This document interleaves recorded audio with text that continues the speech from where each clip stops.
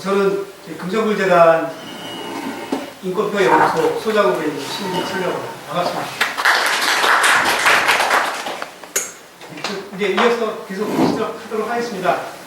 오늘이 이제 고향 인권평화 포럼 이제 5번째 행사인데요. 어제 여름 말씀으로 고광석 포럼 대표님께 간단히 말씀을 부탁드리도록 하겠습니다.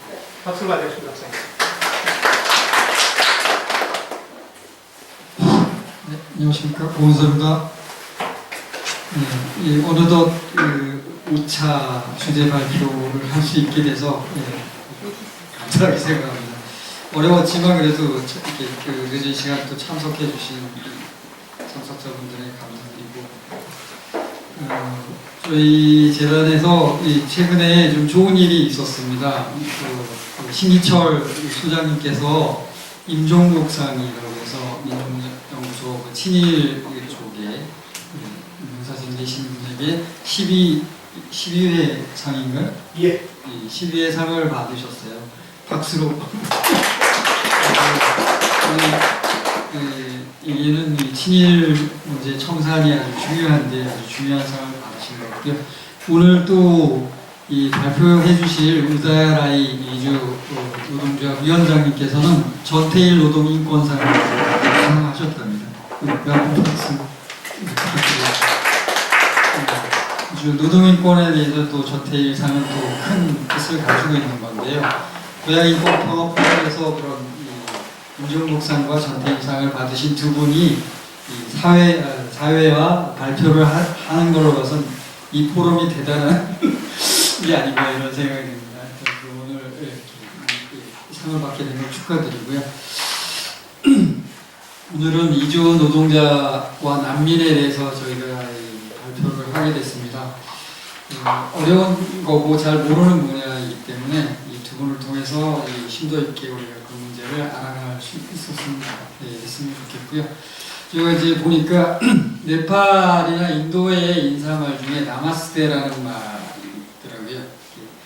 우리말로 뭐 안녕하세요 이런 정도라는데 그게 내가 당신의 온 우주가 당신의 몸 안에 있는 것을 감사하면서 인사한다는 그런 좀 철학적인 뜻과 여러 가지 뜻을 가진 나마스테라는 말이 있더라고요. 그래서 실제로 이제 우리가 이제 어쩔 수 없이 여러 이제 다문화 이제 이런 것들을 겪게 되는데요. 우리가 성장하면서 놓쳤던 어떤 순박한 마음들을 또 네팔이나 인도 이런 미얀마나 이런 쪽에서 그런 사람들에게서 또 그런 마음을 또 발견하고 잃어버린 마음 찾을 수 있는 그런 것도 있지 않을까 이런 생각을 해봅니다. 세계화가 결국에 금융자본의 그런 이윤 추구나 기업의 이윤 추구를 통해서 노동자들은 더욱 경쟁에 좀 더 내몰리게 되는 그런 어려운 부분도 있지만 피할 수 없는 부분이기 때문에 그런 문제들에서 오늘 한번 같이 고민해 봤으면 하고요.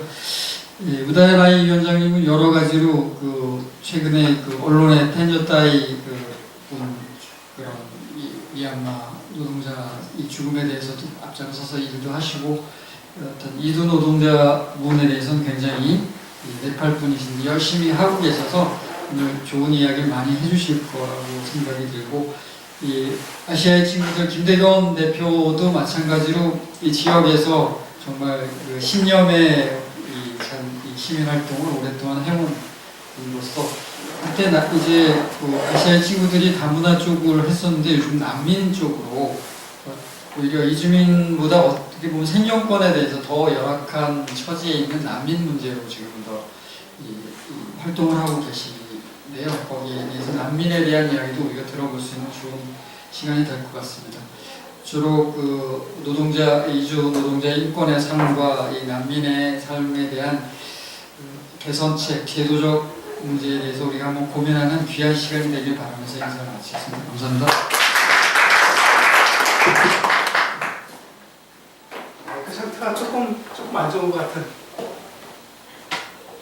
작지 않습니까 혹시? 괜찮아요? 뒤에 괜찮으세요? 예. 우리 이동재연구소 우리 사무장님 오셨네요. 네. 예, 민족문제연구소 고향 파트지의 사무장님 아니신가요? 아, 예, 예, 맞습니다. 예, 오셨다고 말씀드리려고. 아, 예, 예. 예. 나왔다.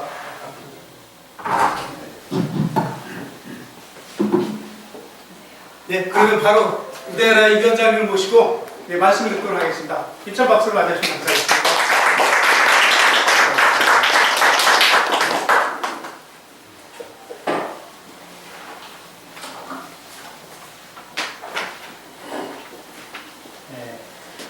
금방 저기 봤던 이주 노동자 노동조합 위원장 우대라고 합니다.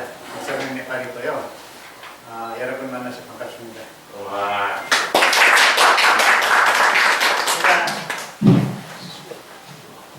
안국에 살지도 오래됐지만요. 그만큼 안국만 잘해주는 것하고 발음이 더 잘 안 됩니다. 조금이 내 얘기 오늘 듣기에는 조금 힘들지도 모릅니다. 그래서 조금이 그렇게 해주십시오. 오늘 제가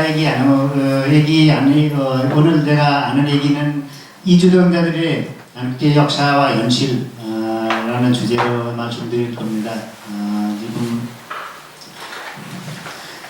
지금 전 세계에서 이주동자들이 사람들이 이주해서 살고 있고 한 국가에서 다른 국가에서 다른 국가에 이동해서 사는 사람이 이주동자 있고요. 지금 2억 5천만 명 정도 이주동자들이 있다고 합니다. 지금 15년 사이에 41%가 증가했다라고를 지금 알고 있습니다. 주로 지금 보시는데 맨 위에는 이렇게 경제를 위한 이주를 많이 또 받아들이는 국가는 북아메리카, 이렇게 호주 이런 국가들이 있고요. 지금 숙련 노동자들이도 조금 미숙련 조금 경제적인 상황이 어려운 국가에서 이주하는 이주노동자들이 아니라 숙련 노동자들이 지금 많이 이동을 하고 있습니다. 이동을 하고 있고 미국 이런 데 많이 가고 있습니다. 이런 상황이고요. 지금 이주하는 데는 이게 어쩔 수 없는 이주도 있지만 원해서 이주하는 사람들도 많이 늘어나고 있습니다.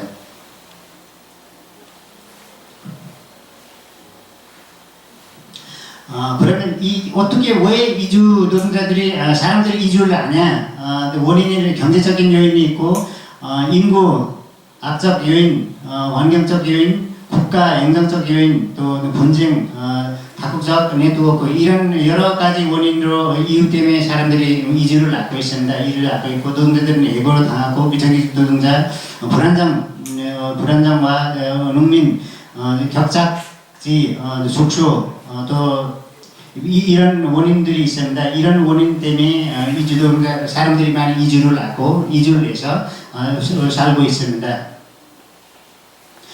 그러면 한국에는 지금 80년도까지는 한국은 순술국이었어요. 노동자를 순술하는 국가였었어요. 동남아, 사우디아랍 이런 데서 많이 가고 독일도 보내고 한국 노동자들이 독일도 가고 이런 국가인데 90년도부터는 유입국이 됐습니다. 한국의 경제 발전이 되고 또 지금 산값의 노동자들이 사업주들이 원해서 이주노동자들 데리고 오기 시작했습니다. 이주노동자들 데리고 오고 이런 80년대부터 90년대는 이렇게 한국이 상황에 이렇게 변했습니다. 이렇게 변했고 그러면 그때 90년도부터 지금 한국에 유입국이 됐고 많이 이주노동자들이 한국에 오기 시작을 했고 그때는 아무런 제도가 한국에 없었습니다. 아무런 제도가 없고 첫 번째는 91년도에 예외 투자 기업 연수생 제도가 실시됐고 이 제도는 한국에 있는 기업들이 예외 외국에 가서 공장을 세우고 이 공장에서 일하는 자국민들이 한국에 와서 한국의 기업의 기술을 배우기 위해 노동자를 데리고 왔습니다. 그 노동자를 데리고 오기 위해 예외 투자 기업 연수생 제도가 실시를 91년에 실시를 됐고, 그 이후 여기 관광 비자로 많이 이주 노동자들이 들어왔습니다. 한국이 조금 발전이 됐고, 또 동남아 국가의 상황들이 경제 상황들이 너무나 악화돼가지고 한국의 한 달에 버는 월급이 그 나라의 월급에 비해는 뭐 10배나 많을 때도 있고 뭐 15배 많을 때도 있고, 그렇기 때문에 이주노동자들이 미등록으로 관광 비자로 와서 일 나기 시작했습니다. 그때 25만 명 정도 노동자들이 한국에 미등록으로 있었습니다. 미등록으로 있는데 이 노동자들이 그냥 6개월씩 전 92년부터 94년까지 6개월씩으로 이 비자를 연장해 주셨습니다. 비자를 연장해 주고, 그 이유는 95년도에 93년도에 산업연수생 제도가 실시를 했습니다. 산업연수생 제도가 실시를 했고, 산업연수생 제도라는 게는 지금 서남아 동남아에서 노동자들이 데리고 와서 한국의 선진 기술을 가르쳐준다 라는 목적으로 데리고 오는 거요. 정부의 목적은 그건데, 하지만 실제로 노동자를 데리고 오는 겁니다. 노동자를 데리고 오고, 노동자를 일시키는 겁니다. 노동자를 일시키고, 노동자로서 신분은 아니고 그냥 연수생으로 데리고 와서 노동자를 일시키는 겁니다. 노동자를 일시키는데 노동법이, 산재법, 무력기준법 이런 법이 적용되지 않았습니다. 적용되지 않았고, 정부가 이렇게 많이 노동자들이 데리고 왔습니다. 그래서 그 이후 여기서 조금 있다가 나오는데, 노동자들이 여기 있는 노동자들이 도전을 하기 시작했고, 도전을 하기 시작해서 이렇게 변했습니다. 95년도에는 노동부가 고용어가지 실시하려고 했는데 중소기업에서 반대를 해서 실시를 하지 못하고, 그 다음에 산업연수생 제도는 2002년도에 노동자 연수생들이도 노동자를 2년 노동자를 받아들이고 1년은 연수 지역으로 하게끔 이렇게 제도를 바꿨습니다. 이렇게 계속해서 바꿨고, 미등록 노동자들이 많이 있었어요. 여기 많이 있는데 2003년도에 단속 수방을 유예를 해주셨습니다. 정부가 단속 수방을 유예를 해주고 이렇게 제도들이 변해왔습니다.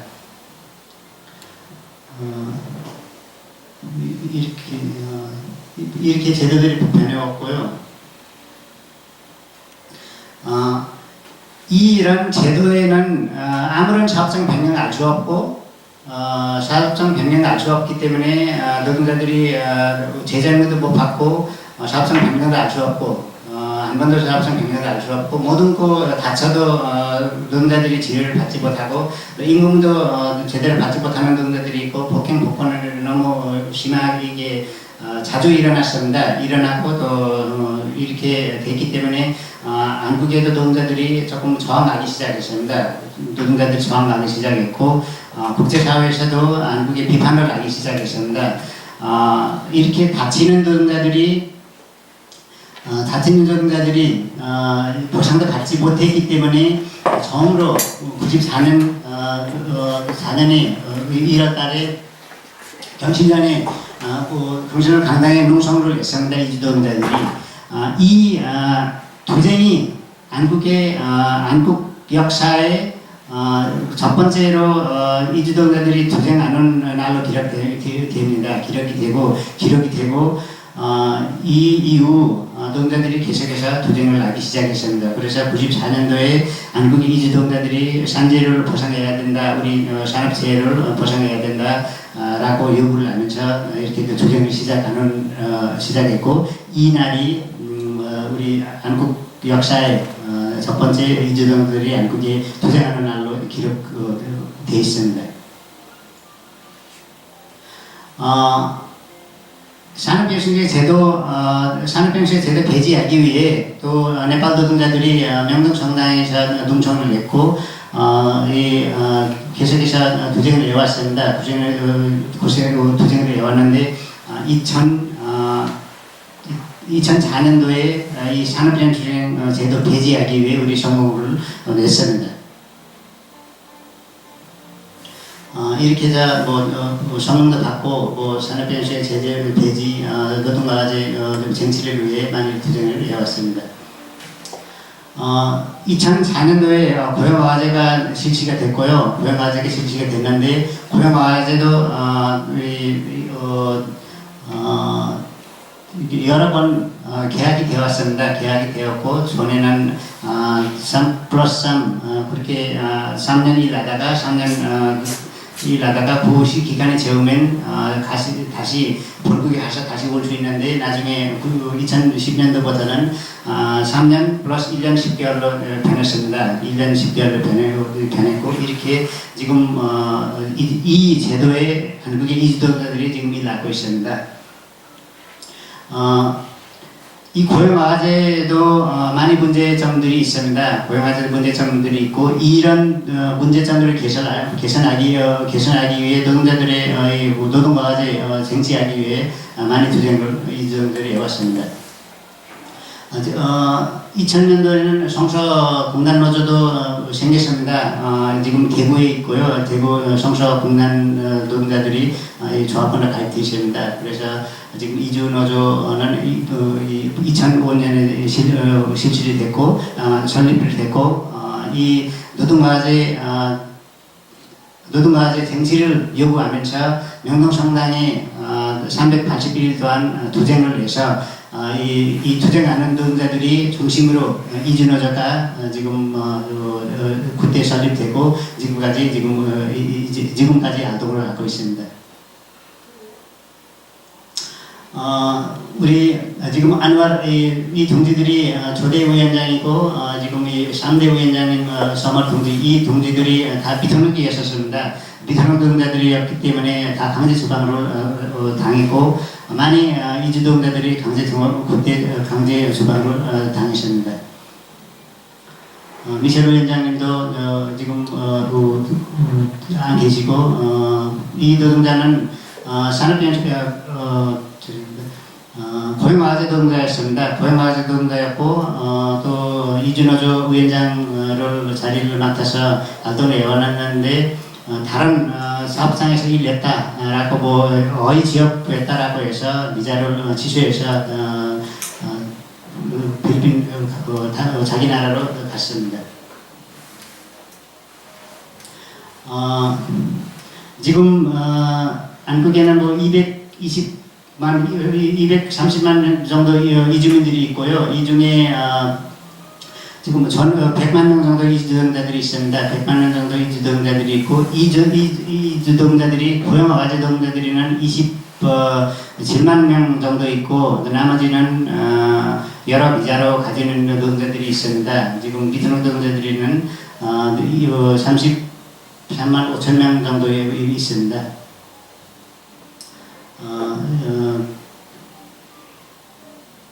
그렇게 됐고요. 지금 결혼 이민자들이 지금 귀화하는 노동자들이 이민 귀화하는 이주민들이 12만 4천 명 정도 있습니다. 지금 미드노 노동자들이 숫자가 여기 나와 있는데 지금 전체 31만 2천 명이 미드노 노동자들이 한국에 지금 일을 하고 있습니다.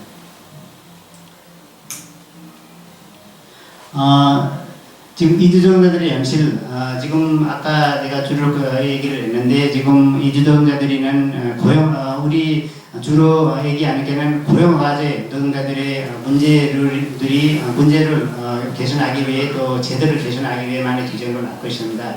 고용화제는 지금 2004년도에 실시해서 지금까지 지금 시행되고 있는데요. 이 제도는 이주노동자들이 사업주의 허락 없으면 사업장 병행할 수 없습니다. 그런 상황이 있고 이 때문에 지금 산업연수생 제도보다는 조금 나는 제도지만 지금 노동법이 다 실시되고 재정법이 또 적용됩니다. 하지만 사업장 변경 자유롭게 할 수 없다라는 게 돼 있습니다.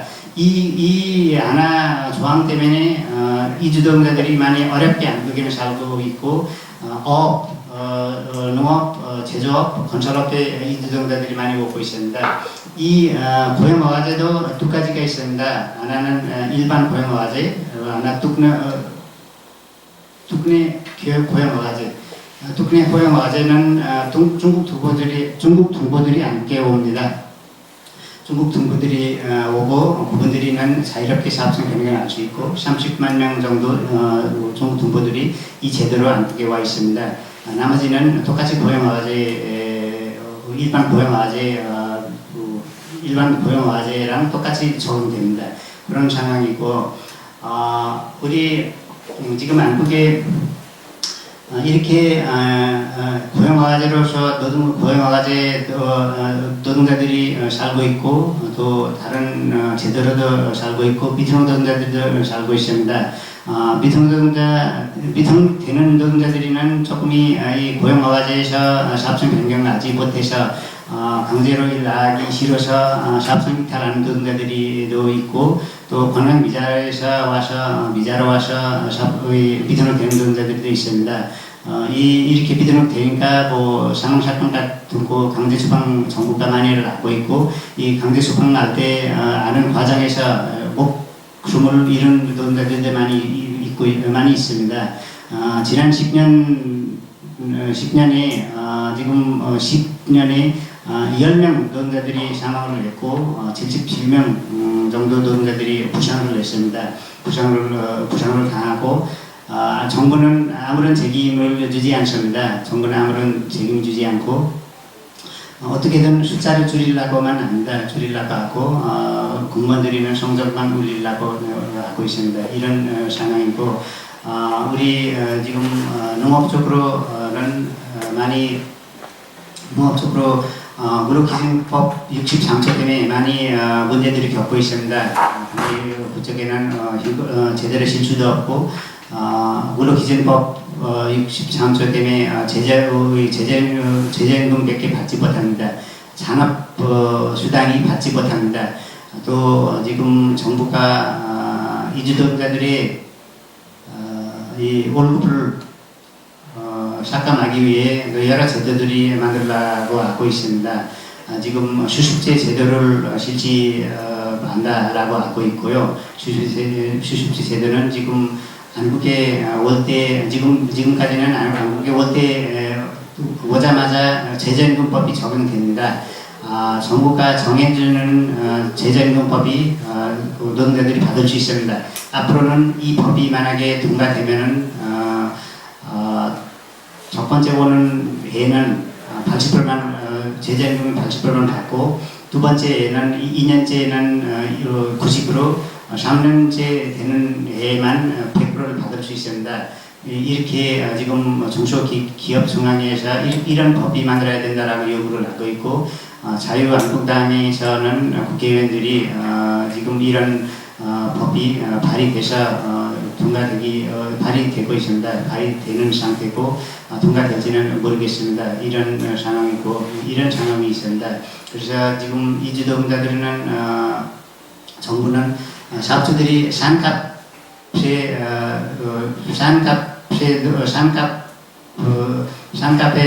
노동자들이 고용하기 위해 데리고 오는 건데 또 산값으로 고용하기 위해 많이 노력을 하고 있습니다. 노력을 하고 있고 지금 그런 상황입니다. 제대로 된 노동의 대가도 이주노동자들은 받지 못하는 상황입니다.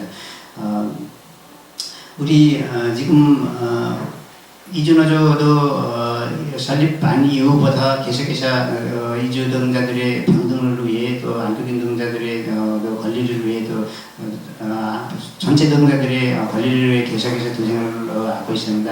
투쟁을 하고 있지만 정부는 우리 이주노동자들의 존재, 이주노조의 존재, 이주노조를 합법화하기 위해서 10년이 걸렸습니다. 10년이 걸리고 10년 이후 제일법원에서 지금 합법화 판결을 받아서 지금 일하고 지금 활동을 하고 있는데 한국 정부는 노동자들의 이주 노동자들의 물론 한국 노동자들도 뭐 쉽지는 않지만 이주 노동자들의 권리를 인정하기 위해 또 이주 노동자들을 평등하게 일할 수 있도록 하기 위해는 너무 싫어하는 것 같아요. 너무 싫어하는 것 같고 너무 지금 어떻게든 목소리를 내지 못하게 하기 위해 노력을 많이 하고 있습니다. 그런 제도들이 볼 때 그런 우리는 그렇게 느낍니다. 한국에는 이주 노동자들이 본격적으로 함께 오기 시작한 게는 27년 정도, 30년 가까이 되는 것 같아요. 30년 되는 30년 동안 우리가 하는 요구들이 별로 변하지 않고 있습니다. 별로 변하지 않고 있고 지금 계속해서 그 요구를 가지고 우리는 투쟁을 하고 있습니다. 우리가 조금 실망하는 게는 뭐냐면은 조금 우리 30년 가까이 됐는데 정부는 아직 우리 정부 관계자들이 만날 때 부분들이 우리의 권리 여기서 만족해야 된다라는 식으로 얘기를 많이 하고 있습니다. 그렇게 얘기를 많이 하고 있고 충분히 아시아에서는 아시아의 우수적인 제도를 우리가 실시하고 있고 그 제도에 만족해야 된다. 또 이주 노동자들의 인권 노동권은 이 돈으로 비교되는 게 아니냐라는 우리는 생각하고 있고 정부도 여기 10배나 더 많이 월급을 주고 있으니까 만족해야 된다라는 식의 얘기를 하고 있습니다. 이런 상황이고 우리 이런 식으로 볼 때는 한국의 이주노동자들의 뭐 평등하게 한국에 일할 수 있는 상황은 오기 위해는 아직 멀었다라고 생각을 하고 있습니다. 우리는 그렇게 생각을 갖고 합니다. 그래도 우리는 우리의 요구들이 당연한 요구들이고 우리가 요구하는 우리의 권리들이는 우리 이주노동자들의 권리이기 때문에 반드시 정부는 언젠가는 우리의 요구를 들어줄 거라고 우리는 믿고 있습니다. 믿고 있고요.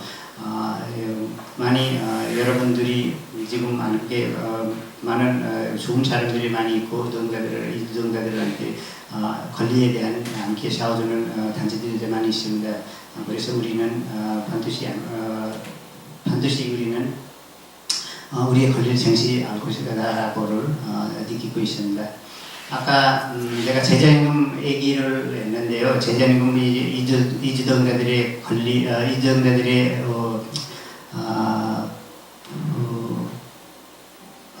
재정임금을 삭감 지금 안다고 농업적으로 얘기했는데 지금 농업적으로는 아주 열악한 근로 조건에 일하는 노동자들이 많이 있습니다. 또 비닐하우스에서 기숙사를 주고 또 농수로 앞에 이 기숙사를 있는 사업상들이 엄청 많이 있습니다. 사업상들이 엄청 많이 있고 지금 한국의 정부가 지금 이 고용화재 제도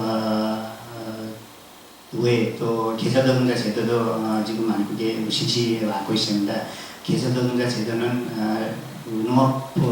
농번기에 3개월 동안 한국에 노동자들 데리고 와서 일 시키고 보내는 제도입니다. 보내는 제도고 이 지금 지방자치 단체에서 원하는 보기가 필요한 만큼 인원을 요구를 하면 지금 법무부가 그 비자를 줍니다. 비자를 주고 그 비자를 받아서 3개월 동안 한국에 일을 해서 노동자들이 갑니다.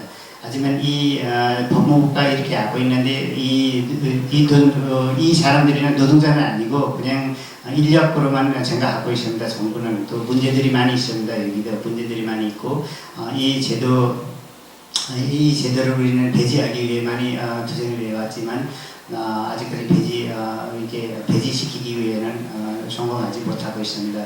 성공하지 못하고 있고 1년 지금 합법적으로 1년 계약해서 한국에 들어온 이주 노동자들이 지금 문제가 되지 않고 있지만 이게 3개월짜리 노동자들이 한국에 데리고 와서 어떻게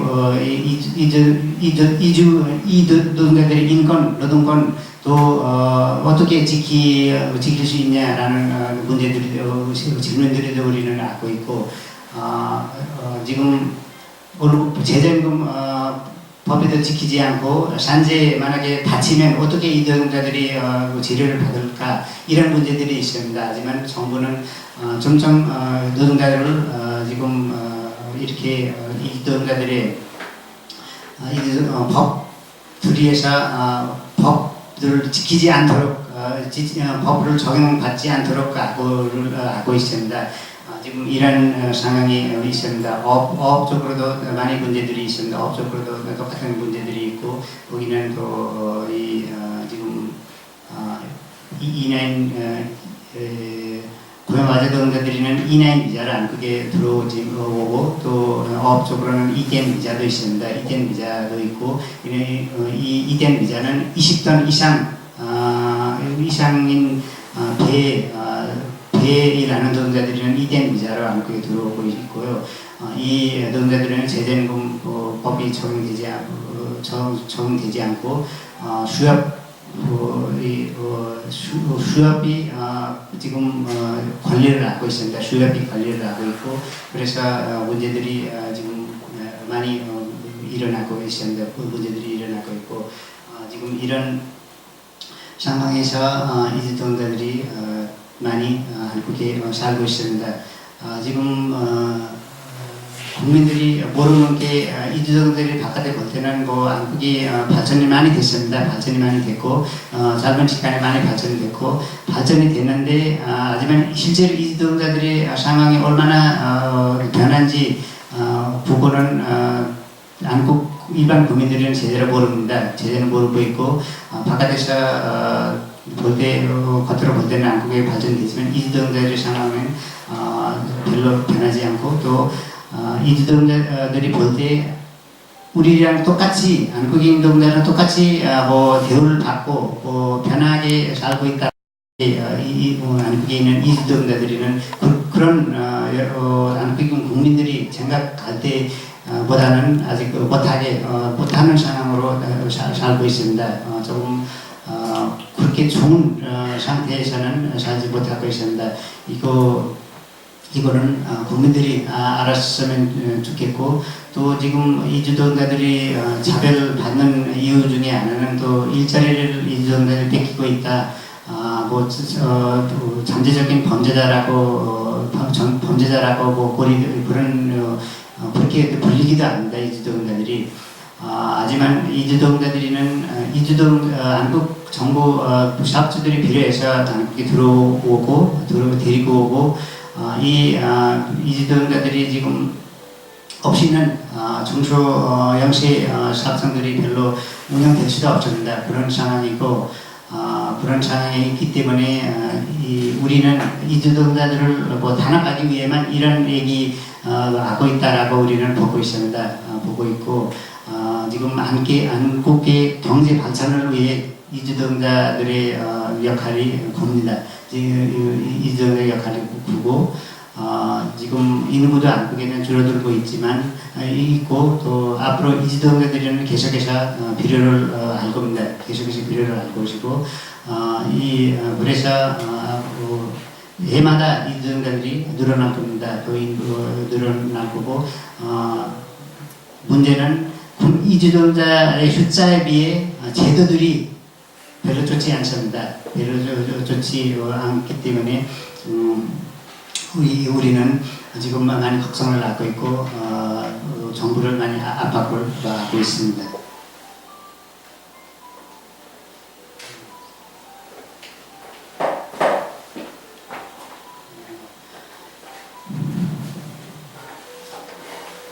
우리 지금 이주노조에서 금년에 5월달에 뚜뚜버스를 지금 뚜뚜버스를 진행했습니다. 뚜뚜버스를 진행했고 우리 여러 사업장에 가서 문제 해결하기 위해 투쟁을 했고 또 정부 관계자들이도 만나서 이주 노동자들이 고용가제 폐지, 노동가제 쟁취를 위해 투쟁을 했습니다.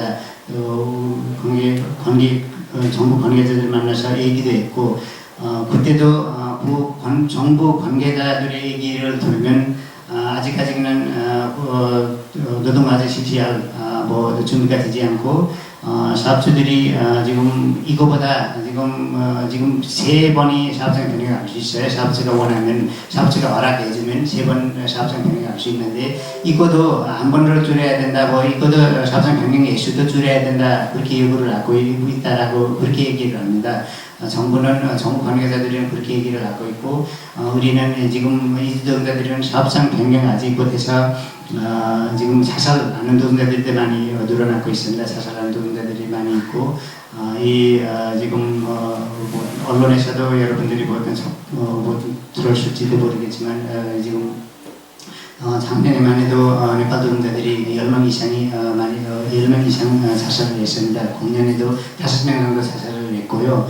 원인이 여러 가지 있지만 이 중에 사업장 변경 이렇게 강제 노동 때문에 자살하는 노동자들이 많이 늘어나고 있고 이 네팔만 다른 나라는 우리가 통계를 다른 나라 노동자의 얘기는 우리는 별로 듣지는 못하고 있지만 네팔만 해도 이렇게 많이 자살을 하고 있습니다. 이런 상황이고 강제 노동 때문에 지금 다치는 노동자들이 많이 있습니다. 다친 노동자들이 많이 있고 한국인 노동자 비해 6배나 많이 이 노동자들이 다칩니다. 이 노동자들이 다치고 법으로는 지금 산재법이 적용된다라는 거 돼 있지만 실제로는 사업주들이 산재를 당하면 산재 신청을 안 해준 사업주들이 많이 있습니다. 많이 있고 또 공상 처리해주는 사업주들이 많이 있습니다. 그래서 이주노동자들이 제대로 된 보상을 받지 못하고 있습니다.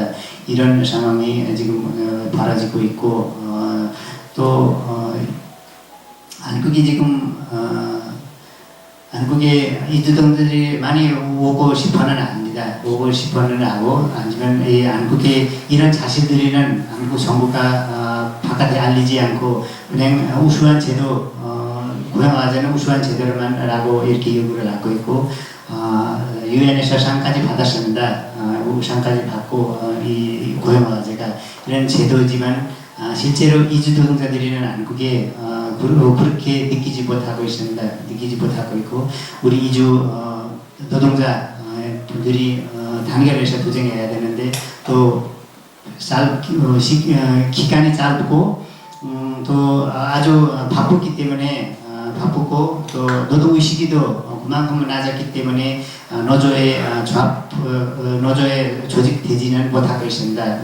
노조에 많이 조직되지는 못하고 있고 지금 이주노조에는 전체에 앞서서 누적 그 숫자 앞서서 전 500명 정도 이주노동자들이 조합원 가입돼 있고 실제로는 500명 정도 조합원들이 조합이 되는 조합원들이 500명 정도 있습니다.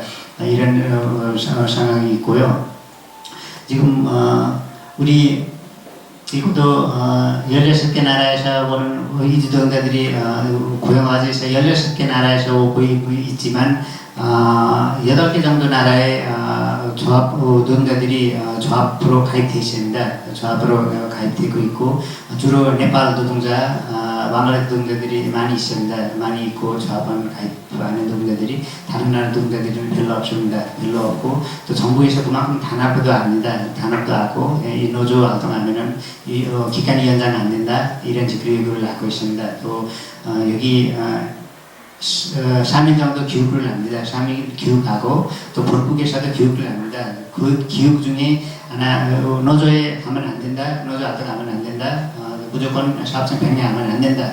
이런 식으로 교육을 하고 이 말들이 믿고 노동자들이 지금 무서워서 이게 계속해서 무슨 불이익이 당해도 공장에 무슨 불이익이 당해도 신고하지 않고 이렇게 계속해서 참고 노동을 하고 있고 노조에도 많이 오지 않습니다. 그래서 이주 노조의 과제 중에 어떻게 이주 노동자들이 조직해서 조직 갈 것인지 그 과제 중에 큰 과제가 그거고요.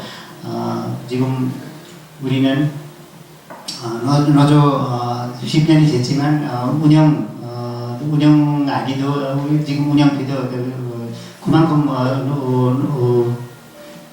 이게 조합원으로 버지를 못하고 있습니다. 그런 상황이고 그런 상황이 있습니다.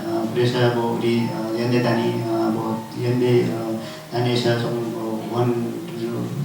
원해주고 이렇게 해서 노조를 운영을 하고 있습니다. 민주노총에서도 이렇게 원해주는 경우도 있고 이런 상황이 있습니다. 이주노조는 민주노총에 가입돼 있고 민주노총에 가입돼 있고 지금 서울 본부에 직가입으로 돼 있습니다. 이런 상황에 이주노조는 지금 이런 상황에서 이주노조는 지금 활동을 하고 있습니다. 이주노조 합법화 된 이후 정부에서 그만큼 직접적인 단합은 하지를 않고 이렇게 해서 단합을 하고 있습니다. 그 전에는 1대 위원장보다 4대 위원장까지 다 믿어놓고도 있고 또 등록된 동자라도 여러 다른 사업상식이 됐다라는 이유로 다 보냈습니다. 그래서 내가 5대 위원장이고 아직 저는 결혼 비자를 갖고 한국에서 살고 있기 때문에 아직까지 저한테는 그런 단합들이 별로 직접적인 단합은 별로 없습니다. 없고 지금 이주노조 활동을 못하게 하기 위해서는 정부를 많이 이렇게 단합을 지금 전해냈고 또 지금도 간접적으로 지금 단합을 하고 있습니다. 이 노동자들의 이런 교육시키기 때문에 우리는 많이 조직은 아직은 못하고 있습니다. 못하고 있고 또 지금 민주노총에 지금 우리 제도 개선하기 위해 많이 도움을 주고 있고 연대를 해주고 있고 또 사와주고 있습니다. 지금 상별노조에서도 지금 조직하기 위해 민주노총 노력하고 있고 공속노조, 건설노조에서 이주 조합원들도 가입되어 있습니다. 가입되고 있고 앞으로 이런 주제라면 많은 노동자들이 들어오고 있고 앞으로 건설노조 또 공속노조에서 많은 노동자들이 이주 노동자들이 조직되지 않을까라는 우리는 그렇게 생각을 갖고 있습니다. 이주노조 자체도 지금 조직을 갖고 있고 지금 이주노조에는 수도권 지역에 8개 지부가 있습니다. 8개 지부가 있고 이 지부 지금 수도권 지역 지금 전국적으로 지부를 설립할 수 있지만 지금은 수도권 지역에만 이 지부가 있습니다. 8개 지부가 있고 우리는 주로 교육사업 또 상담사업을 주력을 하고 있고 또 정해진 상황에 따라 투쟁도 지금 집회 열고 이렇게 하고 있습니다. 전반적으로 볼 때는 이주노동자들이 한국에 당일에서 투쟁하지 않으면 우리가 원하는 세상은 오지 않을 것이다라고 우리는 생각하고 있고 앞으로 또 열심히 이 한국계 이주노동자들에 대한 이 차별들이 없애기 위해 또 모든 이 노동자들의 권리 쟁취를 위해 이주노조는 계속해서 투쟁할 것이고 우리 한국의 사회 구성원이고 또 구성원답게 여기 살기 위해는 이주 노동자들이 또 이주민들도 많이 노력을 해야 될 것 같습니다. 노력을 해야 되고 앞으로 열심히 우리는 가오가 되어 있습니다. 또 어떻게 얘기는 내가 이렇게 준비하는 게 이 정도고요. 또 질문 같은 거 이런 거 있으면 말씀 아시면 내가 궁금한 점이 있는 거 둘도록 하고 내가 준비하는 거 조금 뭐 내가 알 수 있는 얘기들이 뭐 아는 만큼 아는 거는 여기까지입니다.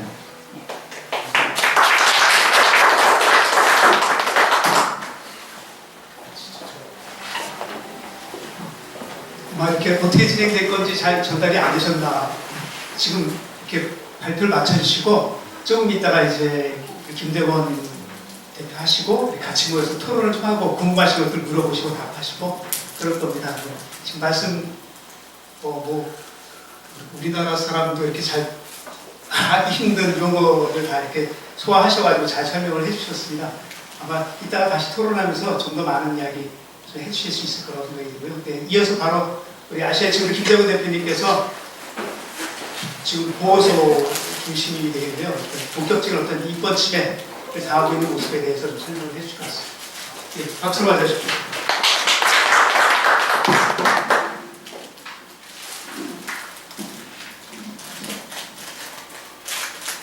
어렵지 않으세요? 용어들이 이주 노동자를 관련된 용어들이 다 처음 듣는 용어들이 많으실 거예요. 저도 처음에 그 비자 종류만 한 100가지가 넘거든요. 우리나라에. 그게 뭐 우리나라 공무원들이 똑똑해서가 아니라 임기응변식을 만들다 보니까 그렇게 됐어요. 어떤 체계가 있는 것도 아니고요. 그런 것들 익숙해지기가 쉽지가 않아요.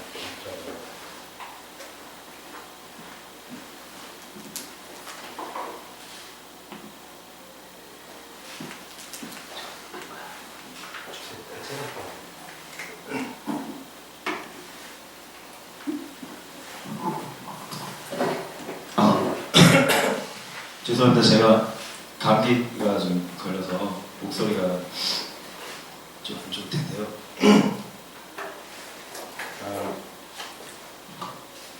앞에서 우다라의 위원장님이 이제 많은 큰 그림을 그려주셨다고 생각을 해요. 그러니까 이런 거대한 시스템이 있는 거거든요. 거대한 시스템. 이주민과 관련되어 있는 거대한 시스템이 있어요. 이주민들은 대부분은 그 시스템 안에서 벗어날 수가 없는 구조예요. 이 사람 한 명 때문에 먹고 사는 사람들이 너무 많아요. 본국의 가족부터 시작해서 이 사람을 한국으로 보내는 데 들어가는 여러 가지 단계들 있잖아요. 그 단계들에서 이 사람 때문에 먹고 사는 사람들이 너무 많아요. 또 한국에 오면 이 사람 때문에 먹고 사는 사업주, 뭐 이 사람들이 없었으면 사실 없어졌을 공장들이기 때문에 거기서 일하는 한국인 관리자들이나 사무직 직원들도 이 사람들 때문에 사실 먹고 사는 거거든요. 그리고 노동부 직원들, 단속하는 법무부 직원들 다 이 사람들 때문에 먹고 사는 구조예요. 이 거대한 구조를 이 개인이 그만두기가 너무 어렵고 거기서 빠져나오기가 너무 어려운 게 이주의 구조입니다. 구조. 그런 거를 이야기를 해주신 거예요. 1991년경부터 지금까지 쭉 진행해 온 거고요. 저희는 이런 큰 구조에서 정말 작고 아주 한 줌밖에 안 되는 사람들을 위한 활동을 하고 있어요. 외국인 보호소라는 건데요. 이주 문제도 마이너 중에 마이너 문제인데 외국인 보호소는 마이너 안에서 또 마이너인 쟁점입니다. 외국인 보호소로 가게 되는 사람은 사실은 전체 아까 위원장님이 한국의 이주 노동자 규모가 이제 100만 명을 넘어서기 시작했다고 하는데 그 중에서 이제 소위 말하는 불법 체류라고 부르는 사람들, 비자가 없는 사람들이 지금 현재 한 30만 명 정도? 그러니까 비자 있는 사람들은 한 70만 명 정도 되겠죠. 30만 명이 다 보호소로 가는 건 아니에요.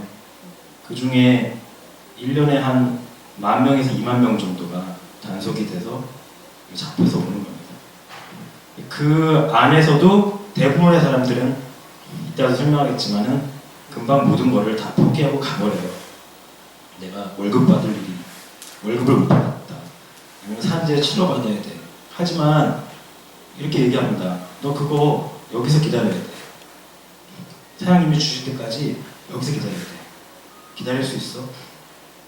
못 기다려. 대부분 포기하고 가버릴 수밖에 없는 구조가 있고, 이렇게 얼마 안 되는 사람들이 당하는 시설임에도 불구하고, 되게 비효율적인 시설임에도 불구하고 한국 정부가 이거를 유지하는 이유가 있는데, 그거에 대해서 설명을 드리도록 하겠습니다. 혹시 외국인 보호소라는 말 들어보신 분? 한 번도 못 들어보셨죠? 솔직히. 유기견 보호소라는 말을 많이 들어보잖아요. 그래서 외국인 보호소라는 말을 들었을 때 사람들은 유기견 보호소 같은 그런 이미지를 떠올려요.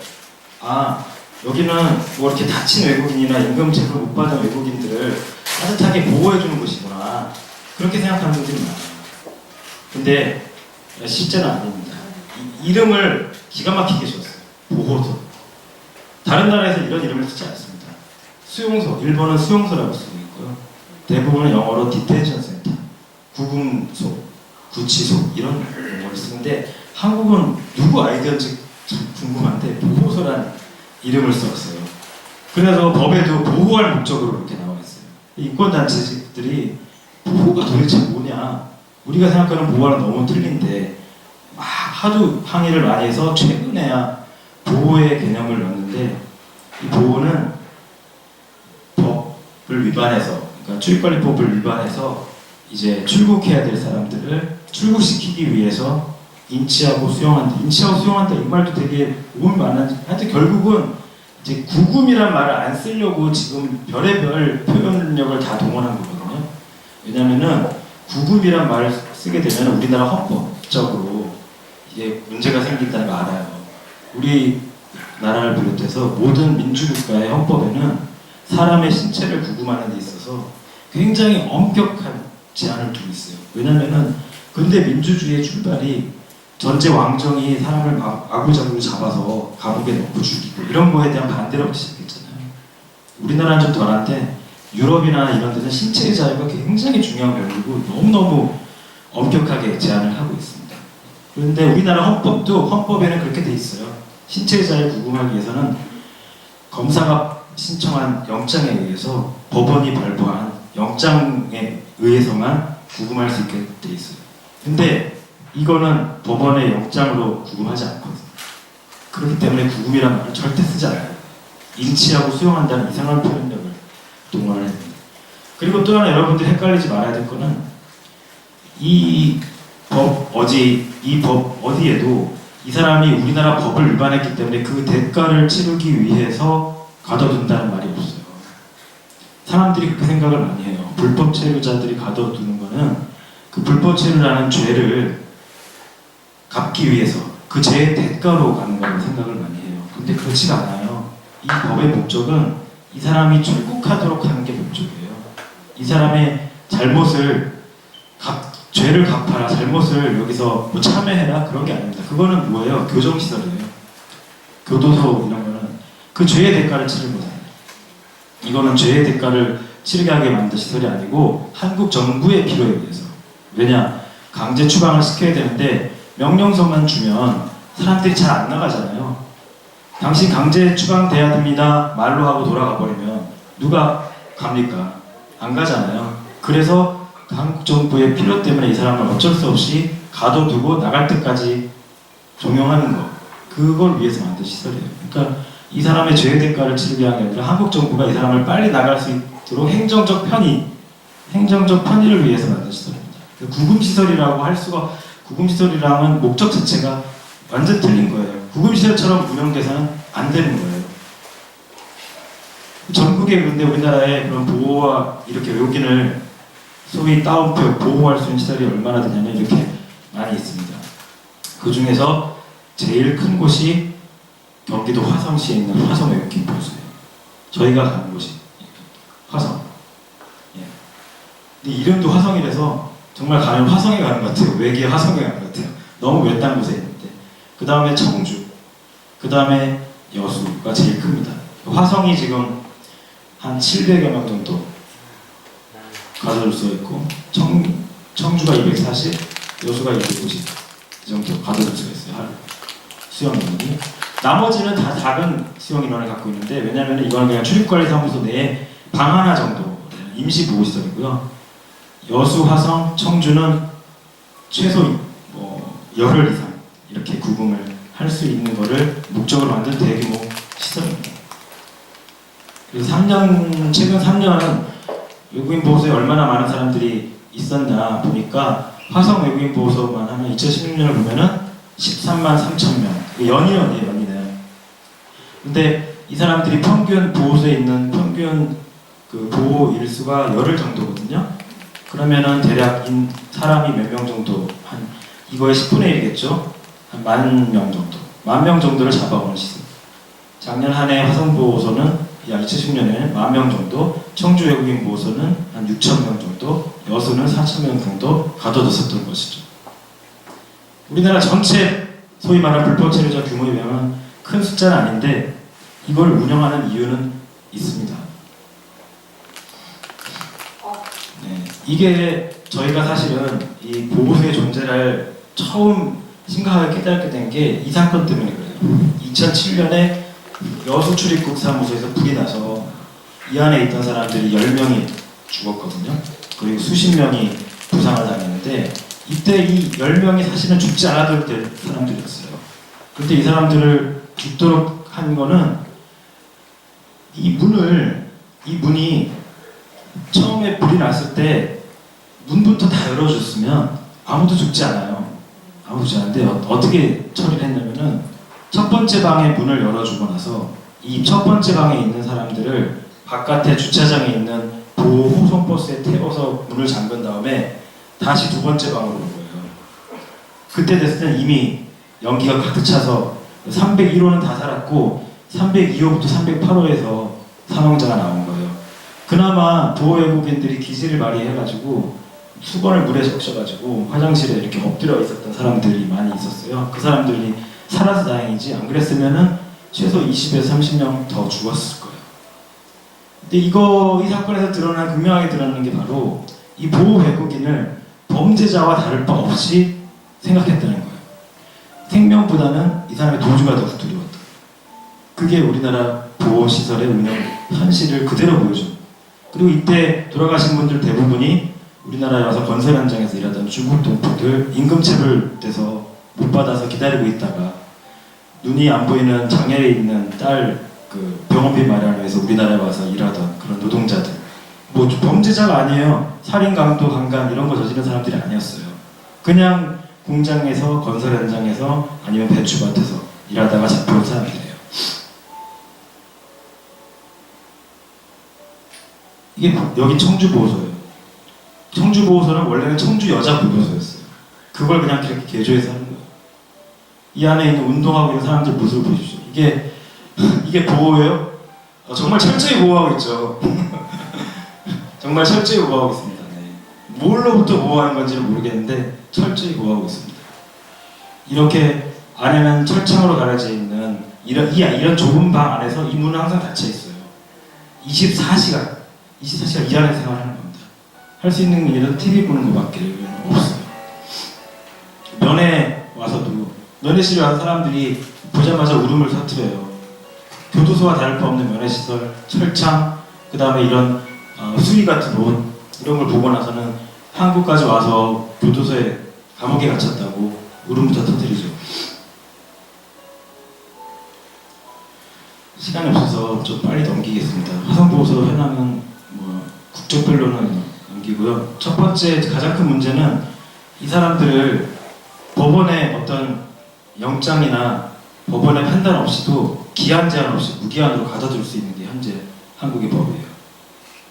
그래서 장기화되고 있는 부분, 2016년 기준이긴 한데 지금 90일 3개월에서 6개월이 9명, 그 다음 6개월에서 1년이 18명, 1년 이상도 7명, 1년 이상 중에 4년 8개월, 5년 가까이 된 사람들이 있었어요. 우리가 처음에 보호소를 방문할 때 이런 사람들 보고 너무 깜짝 놀랐습니다. 그 이유는 현재 법이 이 사람들을 보호소에다가 송환할 수 있을 때까지, 송환이라고 그 나라로 보낼 수 있을 때까지, 그러니까 기간을 특별하게 정하지 않은 거예요. 무기한으로. 뭐 이런데 법원에서 무슨 영장이나 판결도 필요 없어요. 법무부 장관이 계속 연장해주면은 무기한 연장할 수가 있습니다. 보호수. 그런 장기 구금자가 늘어나고 있는데 가장 큰 원인 중에 하나는 보호소에서 난민 신청하는 사람 숫자가 계속 늘고 있기 때문에 그래요. 2013년 이후 우리나라에 난민법이 시행됐고 그리고 국제적으로도 난민들이 늘어나면서 이 보호소에서 난민을 신청하는 사람들이 생기는데 이 보호소에서 난민을 신청하게 되면은 난민 인정 받을 때까지 이 안에 기다려야 돼요. 그런데 우리나라 난민 인정률이 몇 프로입니까? 4.1% 정도밖에 안 돼요. 네. 그리고 법무부 단계에서는 1%도 안 돼요. 0.7% 정도 돼요. 그러니까 이 사람들은 대부분 다 이 안에서 난민 신청하면 다 거부된다고 보시면 돼요. 그러면 어떻게 해야 돼요? 그 다음에는 행정소송으로 가는데 행정소송 가면은 그냥 1, 2년은 금방이에요. 대법원까지 가면 3, 4년까지 가는 거예요.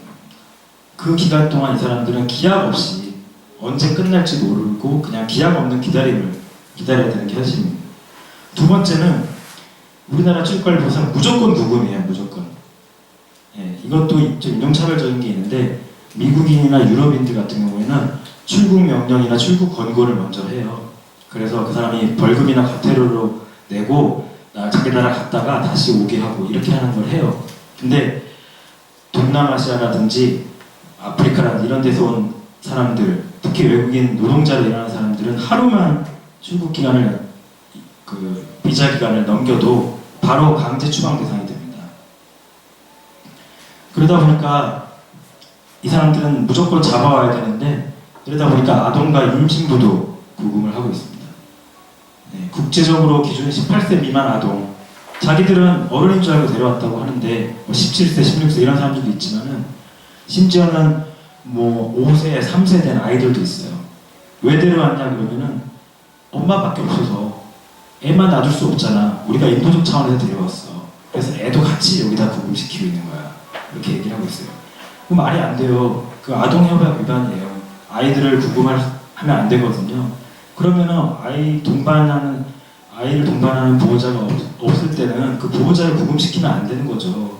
그런데 보호자를 구금시켜야겠고 아이는 또 놔둘 수 없고 그러니까 아이까지 여기다 같이 꼽징역이라고 하죠. 그걸 하고 있습니다. 또 임신부도 구금이 되고 있어요. 현재 출입관리법에서는 이 사람이 구금시설에 있어야 되지 않을 사람인지를 판단할 미리 그 사전적인 그런 기준이 없어요. 외국 같은 경우에는 고문 피해자라든지 성폭력 피해자라든지 정신질환에 장애가 있다든지 이런 사람들은 구금시설에 넣지 않게 돼 있거든요. 근데 한국은 그런 게 없고 일단은 다 잡아가 다. 저인망식 우선 이렇게 이런 거 있잖아요. 일단 싹쓸이. 잡는 과정도 그렇잖아요. 토끼몰이식으로. 그래서 정신질환 있는 사람들도 이렇게 보면 잡아서 사실은 보호소 직원들도 고충이에요. 이 사람들이 우울증 같은 거 갖고 있던 사람도 이 구금시설 안에 들어오면 그 증세가 굉장히 악화되거든요. 그러면서 막 소리를 지르자든지 자해 소동을 한다든지 이런다고요. 그럼 이 사람들도 사실 힘든 거예요. 왜 이런 사람들을 출입국에 잡아가는지. 서로 막 싸우기도 해요. 이런 사람 잡아오면 우리는 어떻게 하냐고 이러면서 싸우기도 하는데 어쨌든 일단은 다 잡아오고 있는 상황입니다. 그리고 이제 이런 걸 또 떠나서 그러면 환경이라도 진짜 보호소라는 이름에 걸맞게 되고 있어야 될 텐데 아까 말씀드린 것처럼 24시간 좁은 철창 안에 생활하고 있습니다. 그 철창에서 나올 수 있는 거는 뭐 운동이나 면회나 종교 행사 같은 게 있을 때만 잠깐 나올 수 있을 뿐이지 나머지는 한 사람이 보통 한 1.7평 정도 되는 공간, 그래서 한 20평 되는 공간에 18명, 최대 18명의 성인 남자들이 가득 차 있어요. 그것도 국적도 서로 다 달라요. 같은 국적자들은 서로 안 섞어놔요. 집단 행동한다고.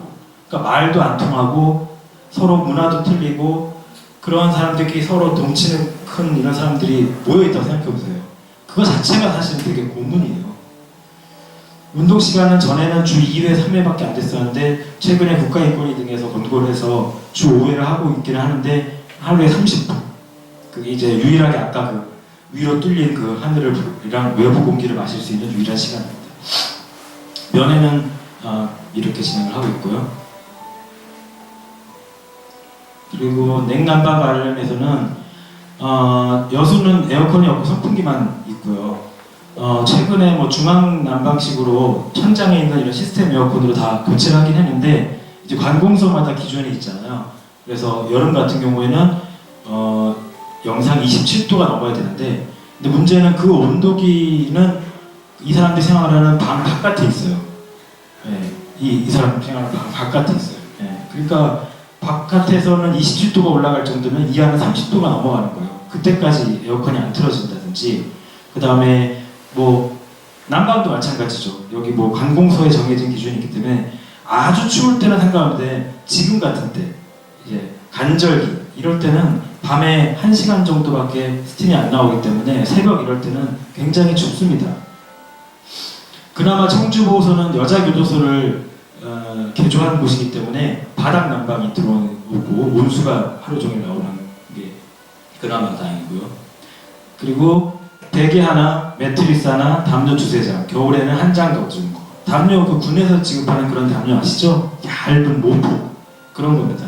그런데 이제 베개가 목침으로 돼 있기 때문에 외국인들이 목침을 할 수 있겠어요? 우리나라 사람도 목침 못하는데 요즘에. 그러니까 담요 한 장을 베개로 만들어 쓰면은 한두 장을 갖고 자야 되고 이런 거죠.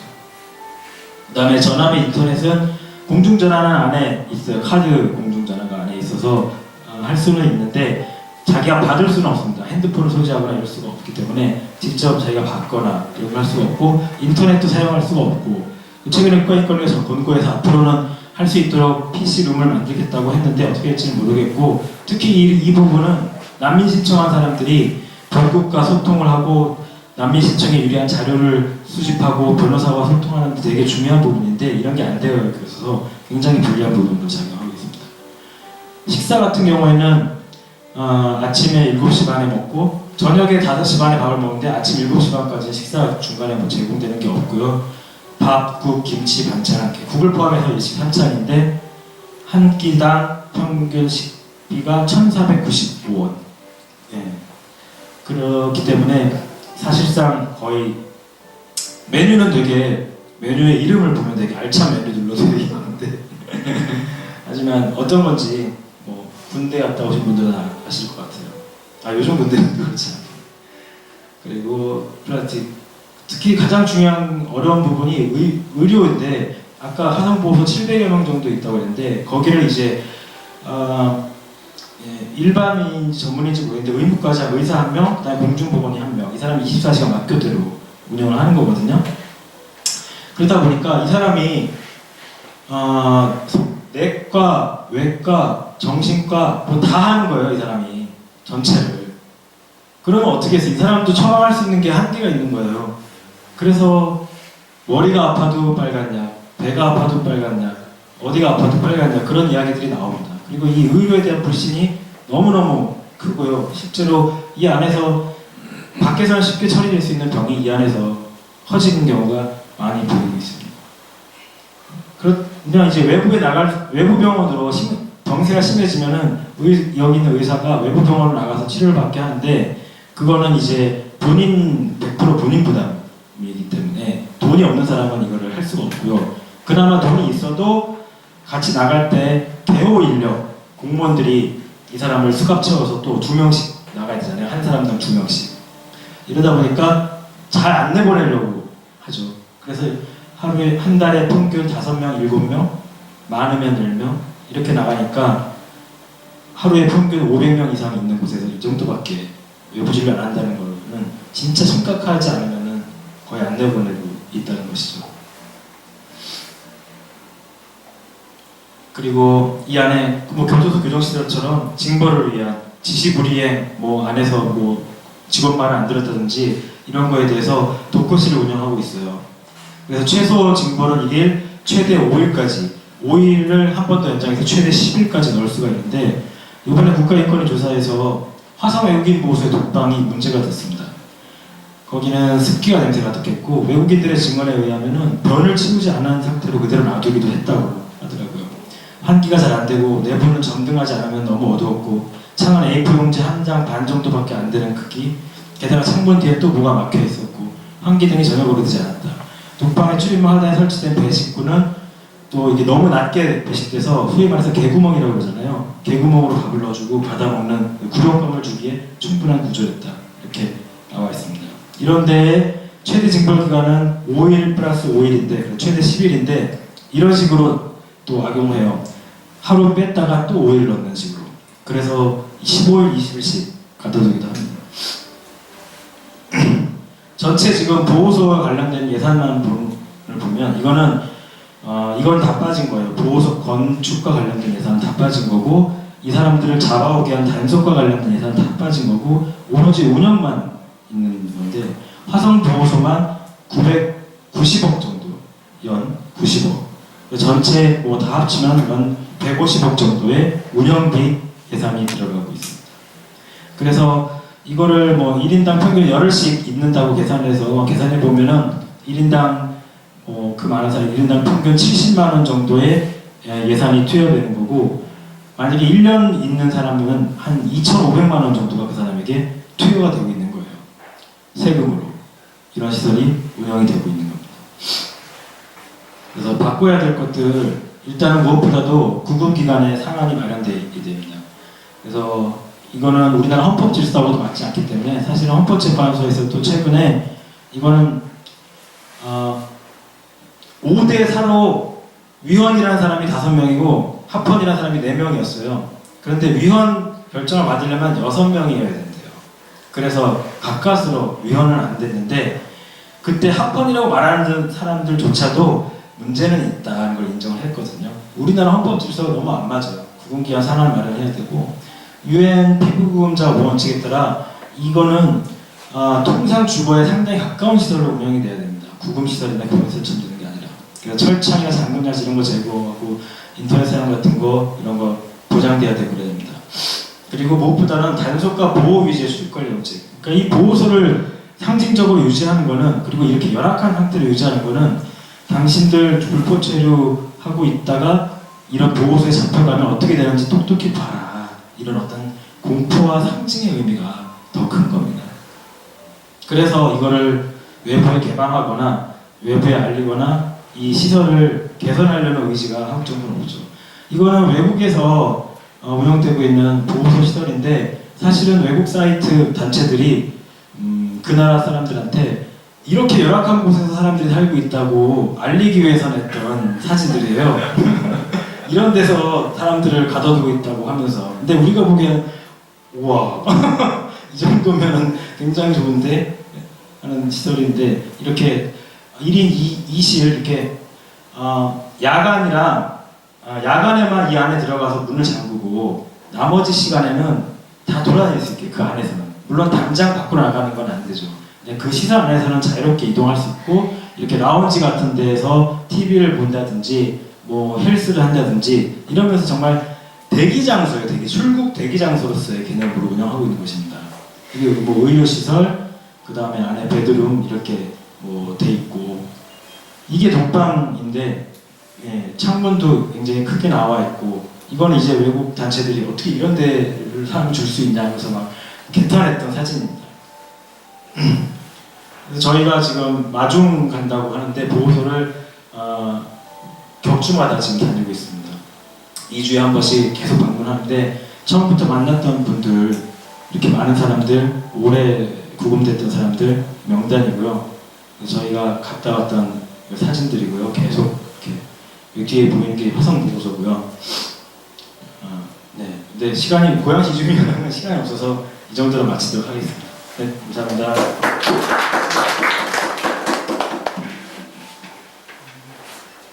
조금 더 이야기를 좀 나누기 위해서 앞쪽에 자리에 수만 좀 하고서 이야기를 하도록 하죠. 뭐 이렇게 돌리시면 될 것 같은데 그 사이에 질문하실 거나 또 함께 얘기했으면 좋을 것 같아요.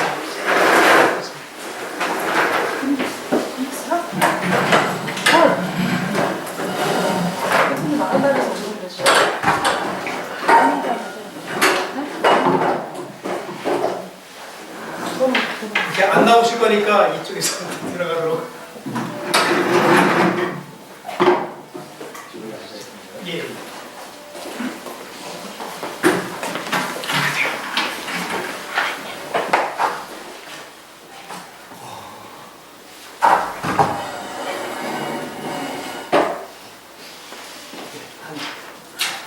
한 시간 동안 토론할까요? 한번 할까요? 뭐라 그럴까요? 지금 말씀을 보내주셨는데 고양시 이야기 전혀 못 들었는데 아까 하시려고 했던 거죠? 나는 그냥 어느 정도의 왜 이주민들이 살고 있는지 예. 어떤 분들이 살고 있는지 그런 시에는 그런 게 뭐 이왕 그 얘기를 조금 마저 해주시면 안 될까요? 시간이 되면 네. 간단하게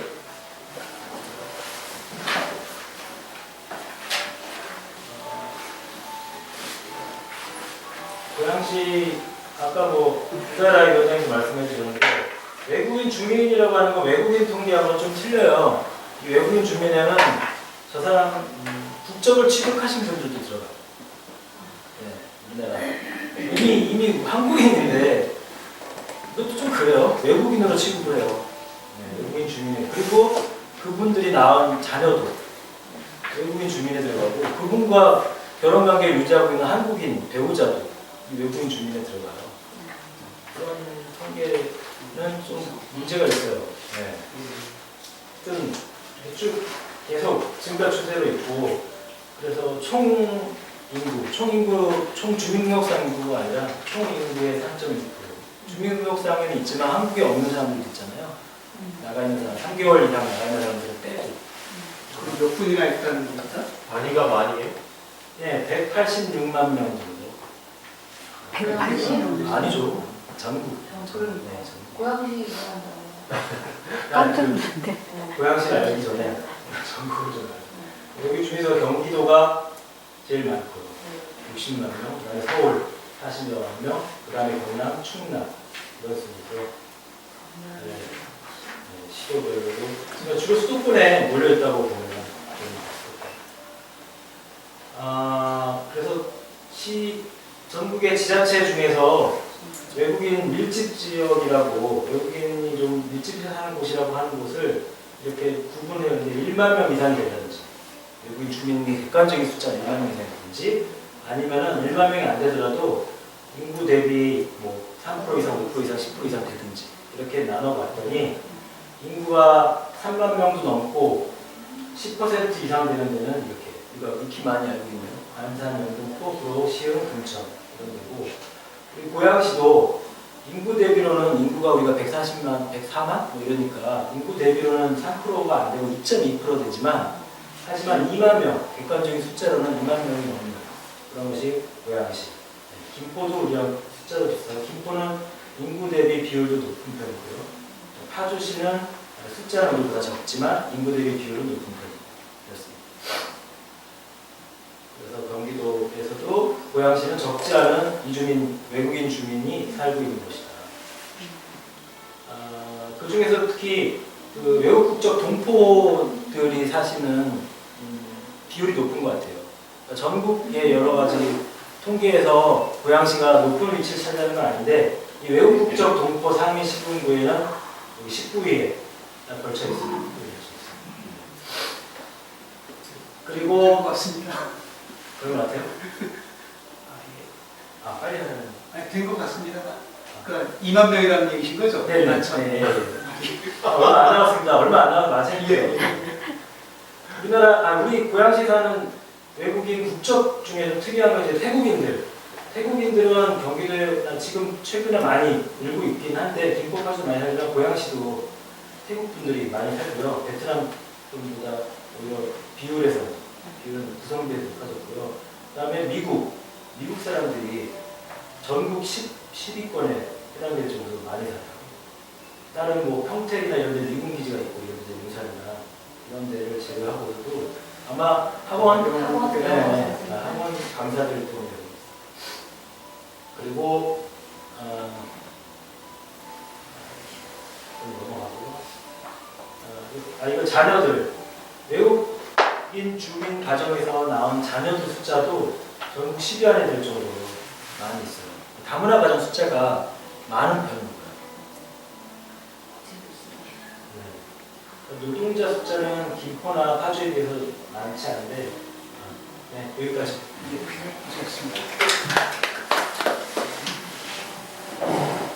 주로 이렇게 저 뒤쪽에 계시는데 앞쪽으로 나오셔도 되고요. 혹시 뭐 질문하실 것들이 있으시면 하셔도 좋고요. 혹시 기대 위원장님 더 해주실 얘기가 혹시 남는 게 있으시면 하셔도 좋고요. 없으면 궁금하신 거 없으시면 제가 물어볼까요? 농번기에 3개월만 임시를 쓰려고 데리고 온다고 그랬잖아요. 노동자들을. 그럼 그분들도 고용 허가제 그거 1년짜리를 갖고 들어오는 건가요? 그분들이 3개월을 여기 노동할 거라는 걸 모르고 오는 거예요? 그럼?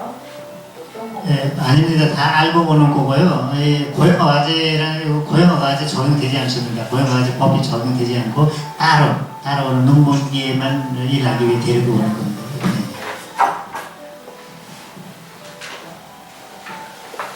외국인 노동자들 국적이 어떻게 돼요? 비중이?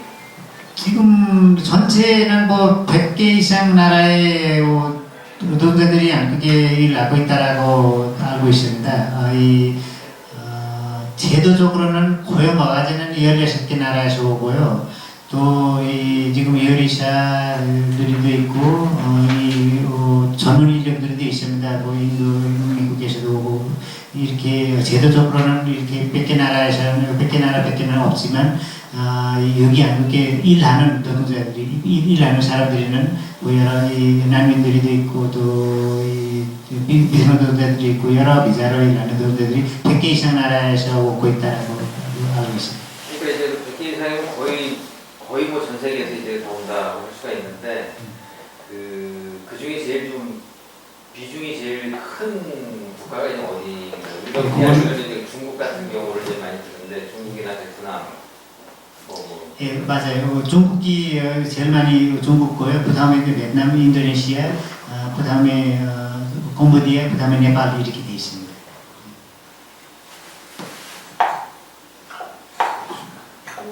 난민 신청을 하는 경우에 그 자국이 전쟁 중이거나 이렇게 해서 온 사람들 말고 여기에서 난민 신청을 하는 경우는 어떤 경우인 거예요? 경제적인 것 때문에 오는 정치적인 것 우리 난민 신청할 수 있는 사유는 크게 뭐 정치적인 박해 우려, 그다음에 종교적인 박해 우려, 그다음에 사상적 박해 우려, 그리고 뭐 인종적 박해 우려, 아니면 특정 사회 집단 구성원, 예를 들면은 뭐 성소수자라든지 뭐 이런 거에 대한 박해 우려, 이거만 난민으로 인정받아요.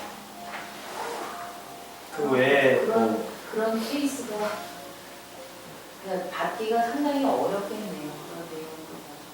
그게 이제 난민의 특성상 어떤 정황적인 거를 보고 인정을 많이 해줘야 되는데 한국 법무부나 법원 모두 형사사건에 준하는 증거주의를 요구를 하는 것 같아요.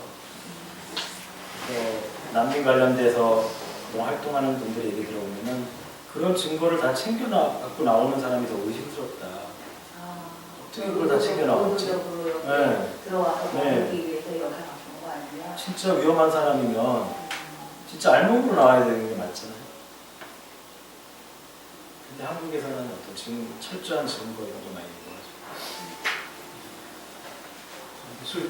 저는 궁금한 게 저도 있는데, 그러니까 이렇게 이미 30년 가까이 이주민의 역사가 됐는데 그런 벌써 이제 2세들이 생길 수밖에 없지 않습니까? 아까 이제 좀 전에도 고양시 통해서 이야기를 해주셨는데 지금 최근에 이제 인천 연수구에서 그 러시아 중학생이었죠.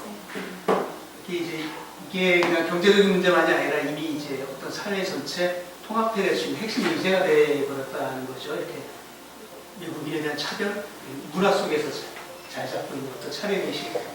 이게 그동안은 이제 우리 내에서의 왕따나 따돌림 때문에 사회 문제가 많이 됐는데 이게 조금 잠잠해지면서 오히려 이주민들에게 2세들한테 퍼지는 이게 뭐 인천만의 특수성인지 모르겠는데 혹시 이런 문제들 2세 교육과 관련된 있는 문제들 이런 것들에 대한 뭐 실태나 사례가 좀 나와 있는 게 있는지 혹시 문 위원장님께서는 아까 결혼 안 하셨다고 하셨던가요?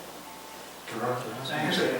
그러면 외모가 똑같이 생기셔가지고 그러게요. 너무 말씀도 잘하시면서 경험이 좀 혹시 그거에 대해서 뭐 해주실 말씀 있으실까요?